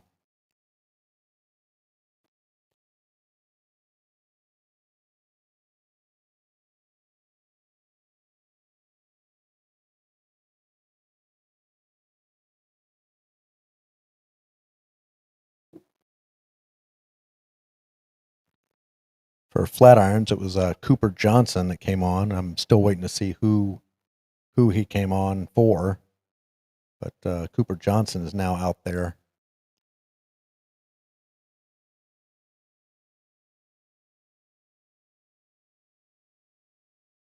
And yep, there's Gallardo on the right, gets it back over. Knapp. Now we're playing out to the left again. Anderson's pushing it up.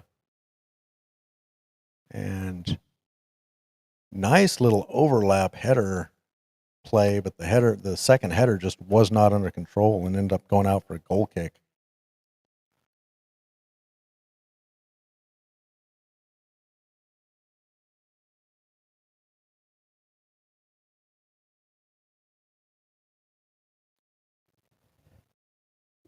And here we go, 65 minutes played.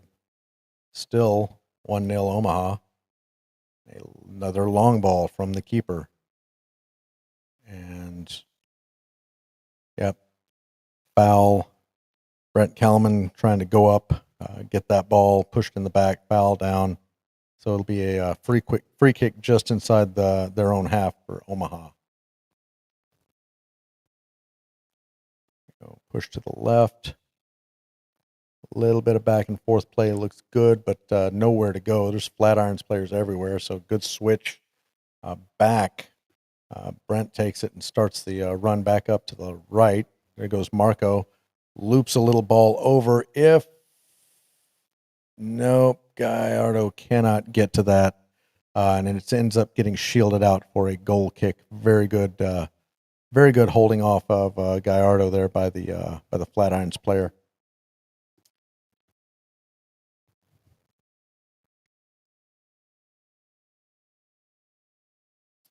And of course, again on a goal kick, Conchi is going to send everybody up, try to boot it long. Let's see which Omaha player gets to it this time. No, it gets flicked on, but then it gets immediately on to. Yep, looks like Flatirons managed to bring it back. And it's sent out for a throw-in.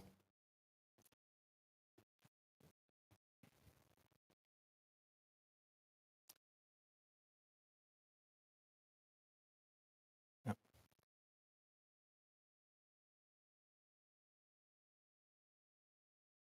Not been a lot of dangerous play here at all here in this second half. It's mostly going just between the midfields, and then the defenses will collapse. They'll cut off whatever angles were there and end up winning themselves a throw-in or something else. Got a very cheap offsides when there was nothing else going on, but Flatirons has managed to find themselves offside position, so they're giving it up. But yeah, there's not been that cutting dangerous presence. It's made you feel like there's an actual goal getting ready to be made. A lot of possession, a lot of controlling, not a lot of finishing. And there, that's a bad one.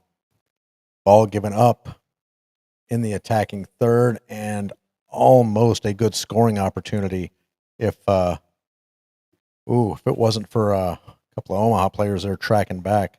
Flatirons was in. That was a terrible pass. If they replay it, I'll take a look at who did it, but that was a terrible pass. And somehow Omaha has won a goal kick off of it. That is surprising me too, but yeah, that pass was bound for no one, and Flatirons managed to pick it in and almost put themselves through if it hadn't been for some timely defending. And there it is again. Now this time it's Schneider who gives up the ball right at the top of the penalty circle. Good shot. Oh, that was just over. It looked like that was Luke Smith, probably from I'd say about 20, 25 yards out. He got a little bit of space, put a boot through it, and that thing was curving. It had eyes for the right top corner and just sailed over. There was nothing Cole or Shido or any of our keepers could have done about it if it gotten there. And a little bit of a good passage of play, but again, a turnover right before the final third, and Flatirons comes out break on the attack. Bronick's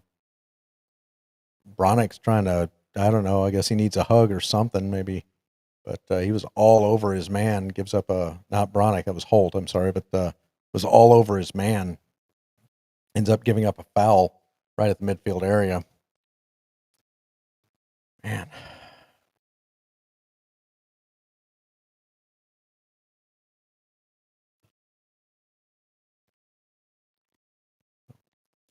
Now, more Flatirons just passing it around in the back. They said it hasn't seemed like anybody has controlled this game. Seems like there's been a little bit of controlled chaos at the ends that would have made this a back and forth game. But for each team kind of gets in their own way right at the final third when they get there. Marco put a good bit of pressure on Smith all the way back in the attacking third, almost forced a turnover there. And now a turnover reclaimed then by Flatirons. Got a nice through ball. Marco gets a foot in to keep that through ball from happening. And now foul is called, relieving some of that pressure. Because, it was chaos, and the ball was just going to ping around, and someone was going to get a foot on the end of it there, right inside the midfield circle. Just, man. But I will say that with Bronicon and Prosper, I've seen a little bit more energy coming out of them, but I haven't seen any more quality necessarily come out. Uh, the fresh legs have helped with the press, so they're still able to maintain that press. But oh, and there is a turnover. This one might be something. Oh, good through ball. He finds Prosper right side, just barely off target though, where he can't make him. And there we go. And the referee has pointed to the spot on the clearance. And I feel bad for Jackson Vanderven of Flatirons, and that is as close to on the penalty line as you can get. So Prosper came up. He did tried to do a cross, and yep, there it is. The ball got initially blocked by Vanderven coming in, and as he was going out to try to claim it and make a clearance, he hit it with his arm. Arm not in a natural position. A referee did not need VAR. He made an instant decision, and so here in the 72nd minute, looks like we've got a chance to double the lead. And I'm trying to see who our penalty taker is this year.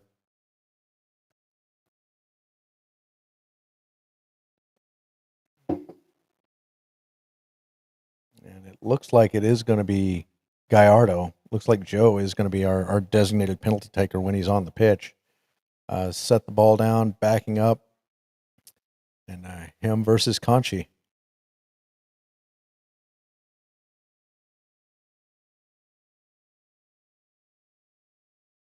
And 2-0. Gallardo puts it perfectly in the left side up top. Keeper guesses right, but he can't get to it. Gallardo makes sure, and with that goal, Omaha is now up 2-0. And yep, they're watching it again. Bounced right up and just hit him in the hand. And yeah, that was definitely in the penalty area, but it was so close to not in the penalty box. There was no danger from any of that. It is a harsh decision, but it's the right decision. And yeah, Gallardo just makes no mistake, puts it in, and here we are up 73rd minute now, 2-0, thanks to a Joe Gallardo penalty.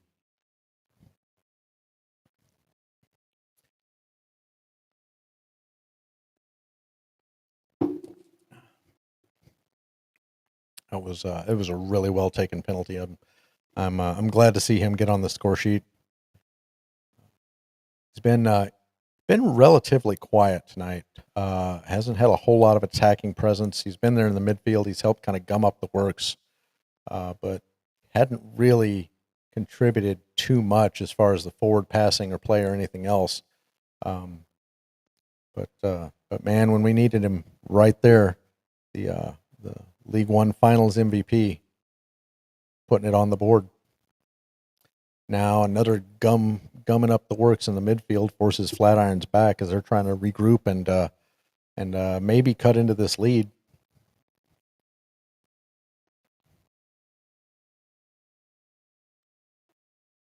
Still bouncing around the back four. Gets a little bit of a challenge, gets some relief with the Flatirons throw-in, though, as they're trying to come up their right side. And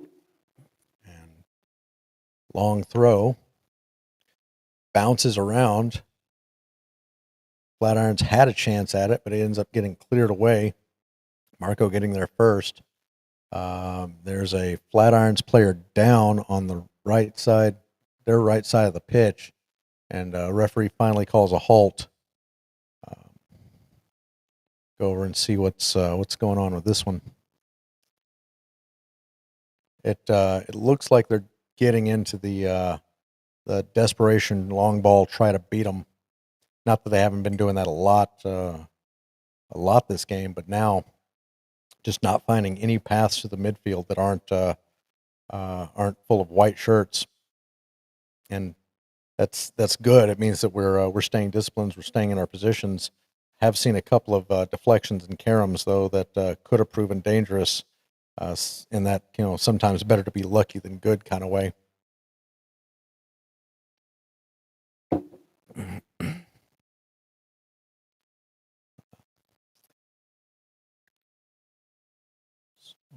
And while we've got the injury down, again, still don't know who he came in for because they haven't put up a graphic. But Danny Barajas was on the field now as a substitute. He came on much earlier in the half when Johnson did.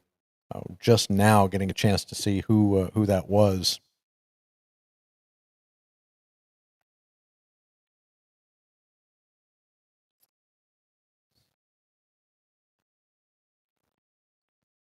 Let's see, long ball goes up, and looks like Anderson collided with his man a little bit while going in. It might have been Max. Now I'm looking at it, but yeah, collided with his man.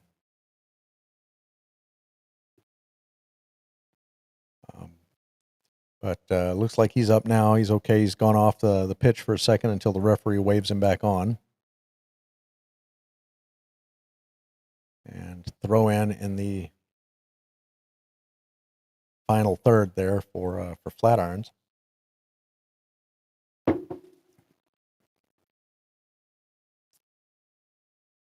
And another throw in. This one goes almost all the way back. And recycle the attack for Flatirons up the right side again.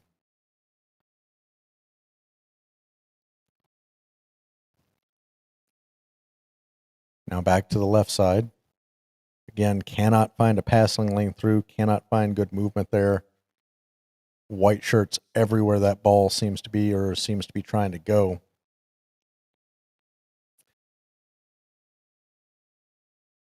And a couple of good challenges on the right. No foul there.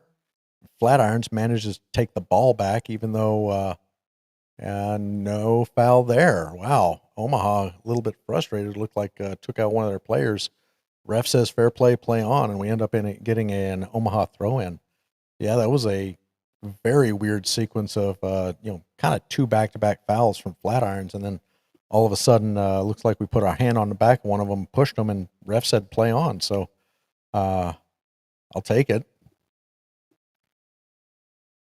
especially since probably should have had a couple other fouls. Oh, clearance deflection comes off, and that's no foul. Oh, Aaron looks like he got pulled down right as the defender was getting towards the ball.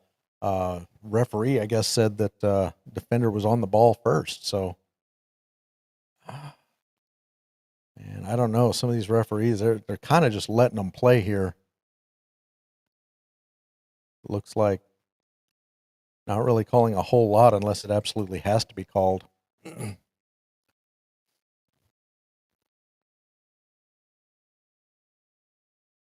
At least at this point of the game. But with Flatirons, once again, they're playing their possession ball. They're inside their attacking half. Bad pass, good interception comes up. Manages to get clear and wins a throw-in for Omaha to, again, release that pressure.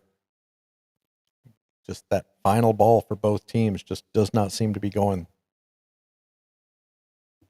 which I'll take with a 2-0 lead. We can tighten up that defense all you want. Don't mind that at all. The throw gets bounced around a little bit, gets back over to Flatirons. Flatirons now throws it and gives it right back to Omaha in the attacking half. Playing a game of don't want the ball. Do you want it? I want it. It's okay. Every throw in is another second ticked off the clock or so. All right. Yep. And thrown it right to the Flatirons defense, who plays the ball back as a very hard kick, hard pass to the goalie. And the goalie can't do much with it except, curl it back out for a throw in. Had two Omaha players. That was an interesting pass. It almost looked like he was taking a shot on his own goal. And the Flatirons keeper there, Conchi, managed to get a couple of touches on it, try to bring it under control, but had two strikers bearing down on him. Couldn't do anything but just welly it out, and results in a throw-in for Union Omaha here, getting inside the 80th or past the 80th minute now.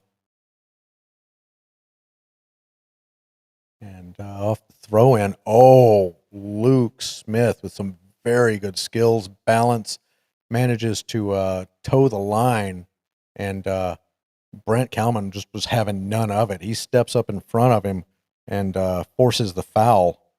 But Luke Smith was on a run. He beat 4 dudes with the ball on the white line, on the touch line. And he gets to Brent, and Brent just shields him off very well, forces the foul.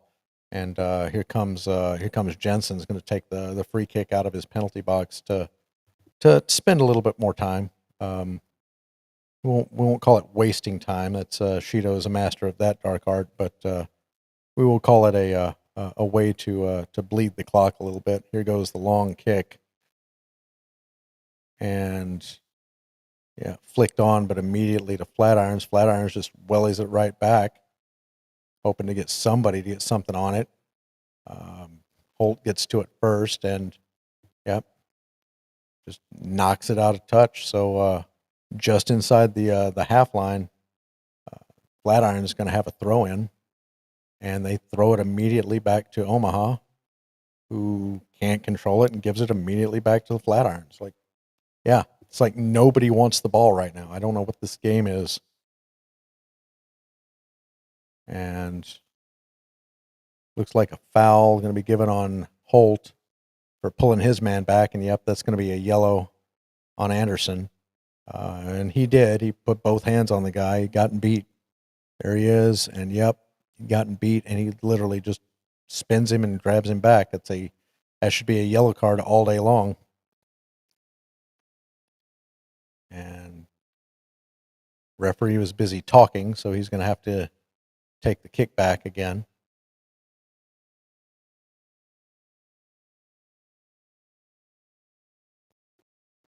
And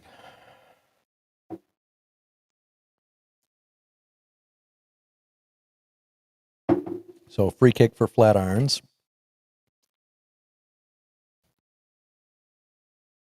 Smith's going to take it, loops it in, and it misses the first wall of defenders, but manages to hit the second wall there and get pushed back out to. Oh, that was cheeky. Ended up getting pushed back out to Flatirons. Referee called a foul, and they tried to take it quickly, and they had a runner in that was behind. Nobody would have stopped that except the ref, who was busy talking and ended up stopping it. So again, Smith will line up outside. This one probably This is probably about 30, maybe 35.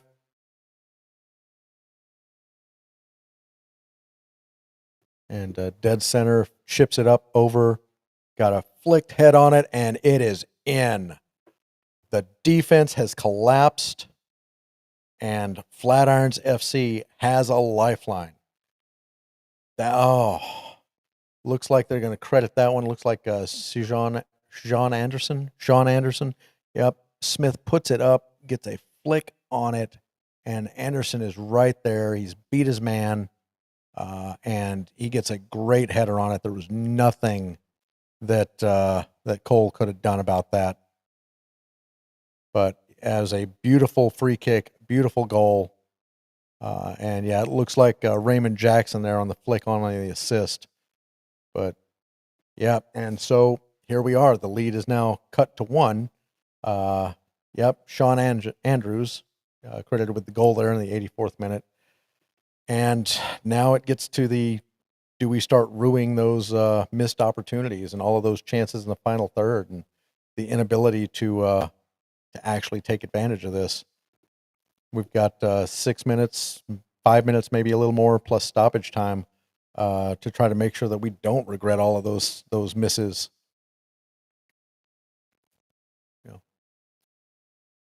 Asfadenran. He looks like he's limping a little bit, and I just wanted to try to say his name one more time without screwing it up. And I probably screwed it up because, I don't have a media guide to help me out. There we go. Bounce ball. Oh, we got a nice little through ball coming in, and still can't get it through that purple wall. Omaha's on the attack right now. We got it over on our left side. got on our left side and hooking in and taken down. That's going to be a free kick. Taken down from behind as he was trying to maneuver around. And that'll do it. That'll be in a good position. Can decide either to play the passing game and bleed a little off the clock. God, I hope they don't. Hope they actually put this into the mixer and try to get the nail in the coffin goal. Man.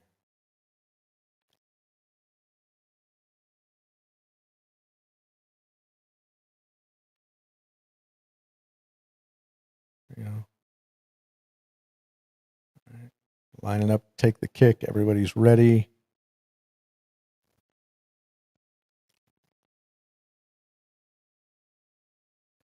Ball comes in. Great header. Great chance. It looked like Max Schneider got on it, and they're calling offsides. It didn't go in anyway. It was where are we at? Yep. Oh yeah. It was Brent. It was actually Brent Kelman, but he was a little bit offsides of his man. It looked like, and even if it gone in, but that was still good position. It was a good delivery. It was a good ball. The shot was terrible and the offsides was terrible, but and now Cole's been forced into putting the ball out really deep in his own area for a throw in, but Omaha forces him back. Played back all the way to Conchi now. Seems to be taking his time. And foul earned by Flatirons over on their right side at the half line. And as we have learned, we cannot keep this fouling up. As their most dangerous plays have been set pieces, because they can't usually get through the massive bodies. But here we are, pulling up the right side, switching it back in. We got it right side of the Flatiron penalty box, or there. Flick on. Falls to a Flatirons players, managed to recycle, but the defense is there to collapse and get it out of there. And now we're on a run of our own, pushed up. And that would have been really good if Bronick had the flash speed, but he doesn't quite have flash speed. And it went right to the goalie. And now Gallardo was down. It looks like the referee is calling a foul, so we're going to get a free kick from there. Joe looks like is arguing for more, but he's not going to get it. And with a little bit more than a minute left to play in regulation, here comes Cole Jensen to take the free kick as deliberately as he possibly can.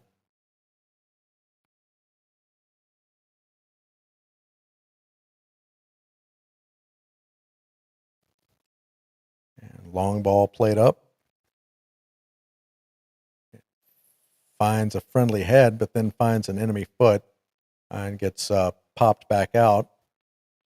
Eventually reclaimed by Omaha, and in a good little luck of the bounce.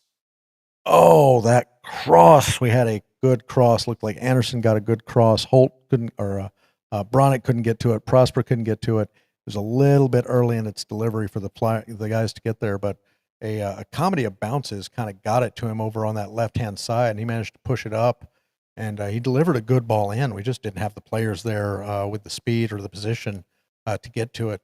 If he could have held that for maybe a tick or two, we might have had some people that could have gotten to the end of it, because there was nobody there to stop it, depending on which one of them got it. And now we're starting to see a little bit of desperation and frustration in the Flatirons players. Here we are in the 90th minute. Looks like we're going to have 3 minutes of added time to hold on to this 2-1 lead.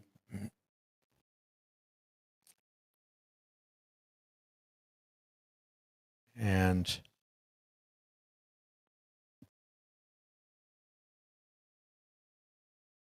still just giving the ball away to Flatirons. Flatirons got it back in the midfield, looking for an angle to get through. And a very, very good slide tackle there on the left. Prosper Kasim thought he had won him a throw-in.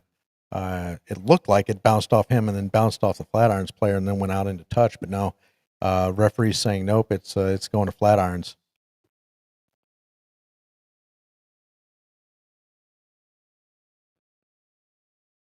And I can't tell if that looked like he had a card in his pocket.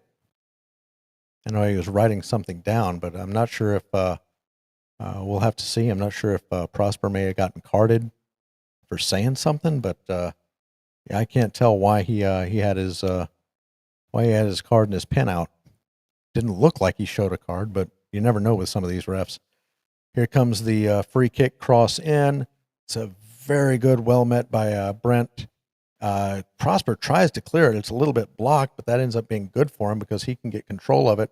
And now he sends a ball that would have had our guys in, and couldn't get to it. Brandon Knapp was the closest one to it, and he just could not get to it before it went into touch. But if he'd managed to get it, there was nobody between him and the goal.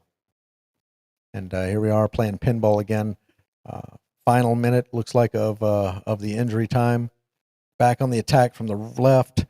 Ball comes across, and 3 purple jerseys there to kind of push it out of play. Looks like goal kick is the call. And somehow that ball got off of, went off of Bronick. And looks like from where it is, they're going to call a foul or an offsides, one of the two. Because Conchi is kicking it up, and up. This may be the last attack they have. About 30 seconds of the time left remaining. He's going to do his thing again. One more long ball, and if Omaha can bring it down, we might be in the free and clear.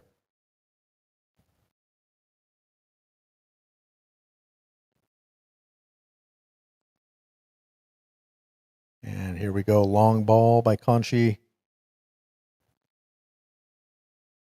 Foul given. You can't just jump and flip over our midfielder like that trying to get to the ball. And so the foul is given. Yep, and Omaha is just going to take their time. Here comes Cole. He's going to put it down, and I would expect by the time he actually ends up kicking it, it might be the last kick of the game or so.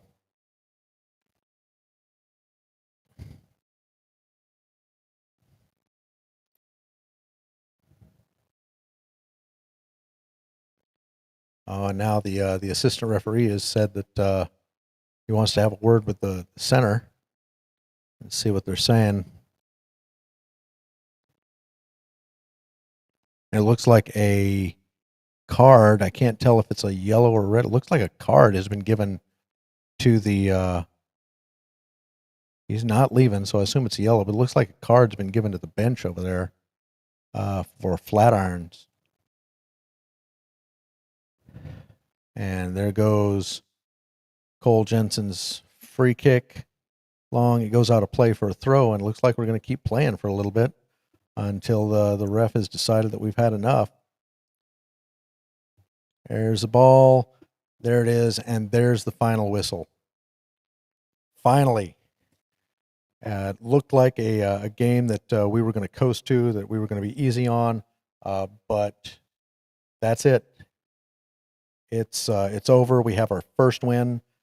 We managed to get to the second round yet again, and 2-1 victory over Flatirons. Again, not as easy a game as you would have expected. This was one of those games that it looked a little ugly. It looked like there was a whole bunch of stuff that could have gone wrong at any given time. And give you some of the stats here. Omaha with only 44% possession, only 5 shots overall, 3 of them on target. Thankfully, 2 of them went in, one of them being that penalty. Had 3 corners, 17 fouls committed. 17 fouls and 13 fouls for the other side. Flatirons, they only had 3 total shots and 2 shots on target. So, I mean, it was a thing.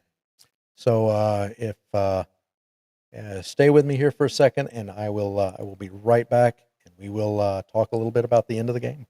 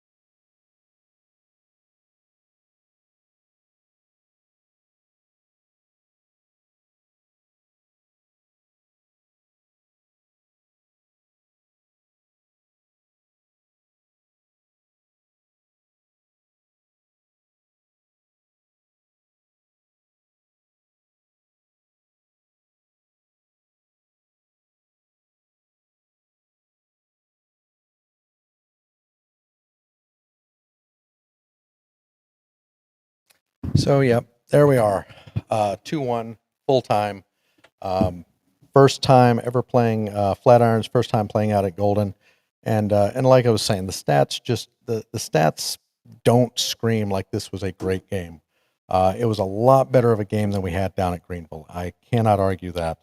But limiting them to only 3 shots helps. Limiting them only 2 shots on goal helped.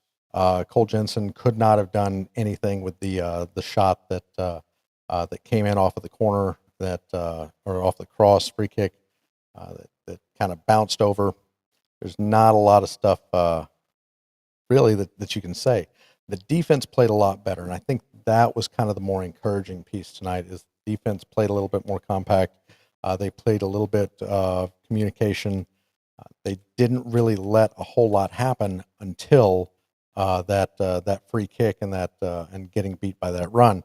But sometimes really good free kicks happen, especially if you're playing in a professional league or even the best amateurs that their division had in USL2 last year. So by no means was this one of those where it should have been a cakewalk, and I don't think it was a cakewalk. My initial knee jerks on this, though, are that the offense has got to get more communicative. They've got to get better at making runs. They've got to get better at supporting each other and not trying to beat people on the dribble. And again, a real credit tonight to Flatiron's defense because they did a lot of really good stuff. And this is a drawn game if it's not for the unfortunate handball that Vanderven.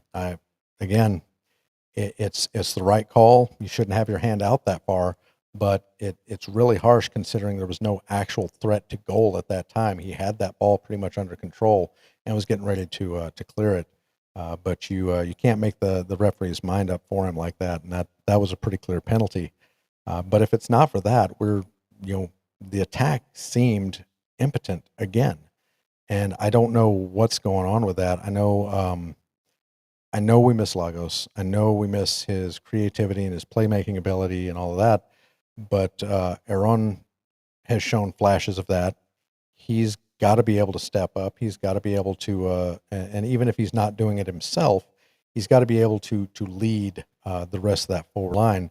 And then Wamri again, not really a lot to do with the match tonight prior to his subbing. Bronick coming on. Bronick brought a lot more energy in, but that number 9 position just there was not a whole lot that they were doing, and I don't know if that's because they are not making the right moves, if they're not getting fed correctly. I'll have to go back and rewatch this game, but it just seemed like that last pass, and I won't even say the finishing, the last pass in to the finisher just doesn't seem to be getting in there, and again, I don't know what can be done about that. It's got to take time. It's just going to be chemistry. I applaud that Dom tried to go with a new formation tonight, and it did work. We did see some of those flashes of brilliance, those things that we wanted to see, but it's the the man of the match tonight is pretty much the defense and being able to collapse and hold and not give up too much. Every time Flatirons push forward from open play, they were met with 3 or 4. So I can't even give a single tonight. Although having Marco out there, having Anderson out there, he did really well for his for being as young as he is and for being his first start of the season. Brent looked a lot better on defense, looked more like that veteran presence than he did last week. So I can't give a single man of the match tonight. Nobody stood out enough for me to do that. But I definitely think our starting defense, or at least those three, kind of got it right tonight. And them getting it right allowed the midfield to start getting it right, to gum up the works there in the midfield, to keep some of those passing lanes down, because the defenders were playing where they needed to. They were communicating. They were doing all the things right. So that's kind of where I'll go with this. Is that it was a good test. It was a good defensive showing, better than what we did last time. And it didn't look like when we gave up the goal, there was an immediate, okay, well, now we're going to give up another. They kind of kept their heads high. It's easy to do when you've still got a lead, but they kept their heads high and they reacted really well to that goal and saw out the game. So yeah, I'll say the defense is probably who I'm going to give the man of the match to there between those three, and hope that by the time, hope is the first step in the road to disappointment, but hope by the time it comes down to Tormenta, we can maintain that defense and then still get some more of that creativity back, because it just does not seem to be doing what we're doing. If I go back to those stats again, what did I say? I had 3 shots on target. One of those was a penalty. So we have had, in our last 2 matches, we have had 4 shots on target total, non-penalty.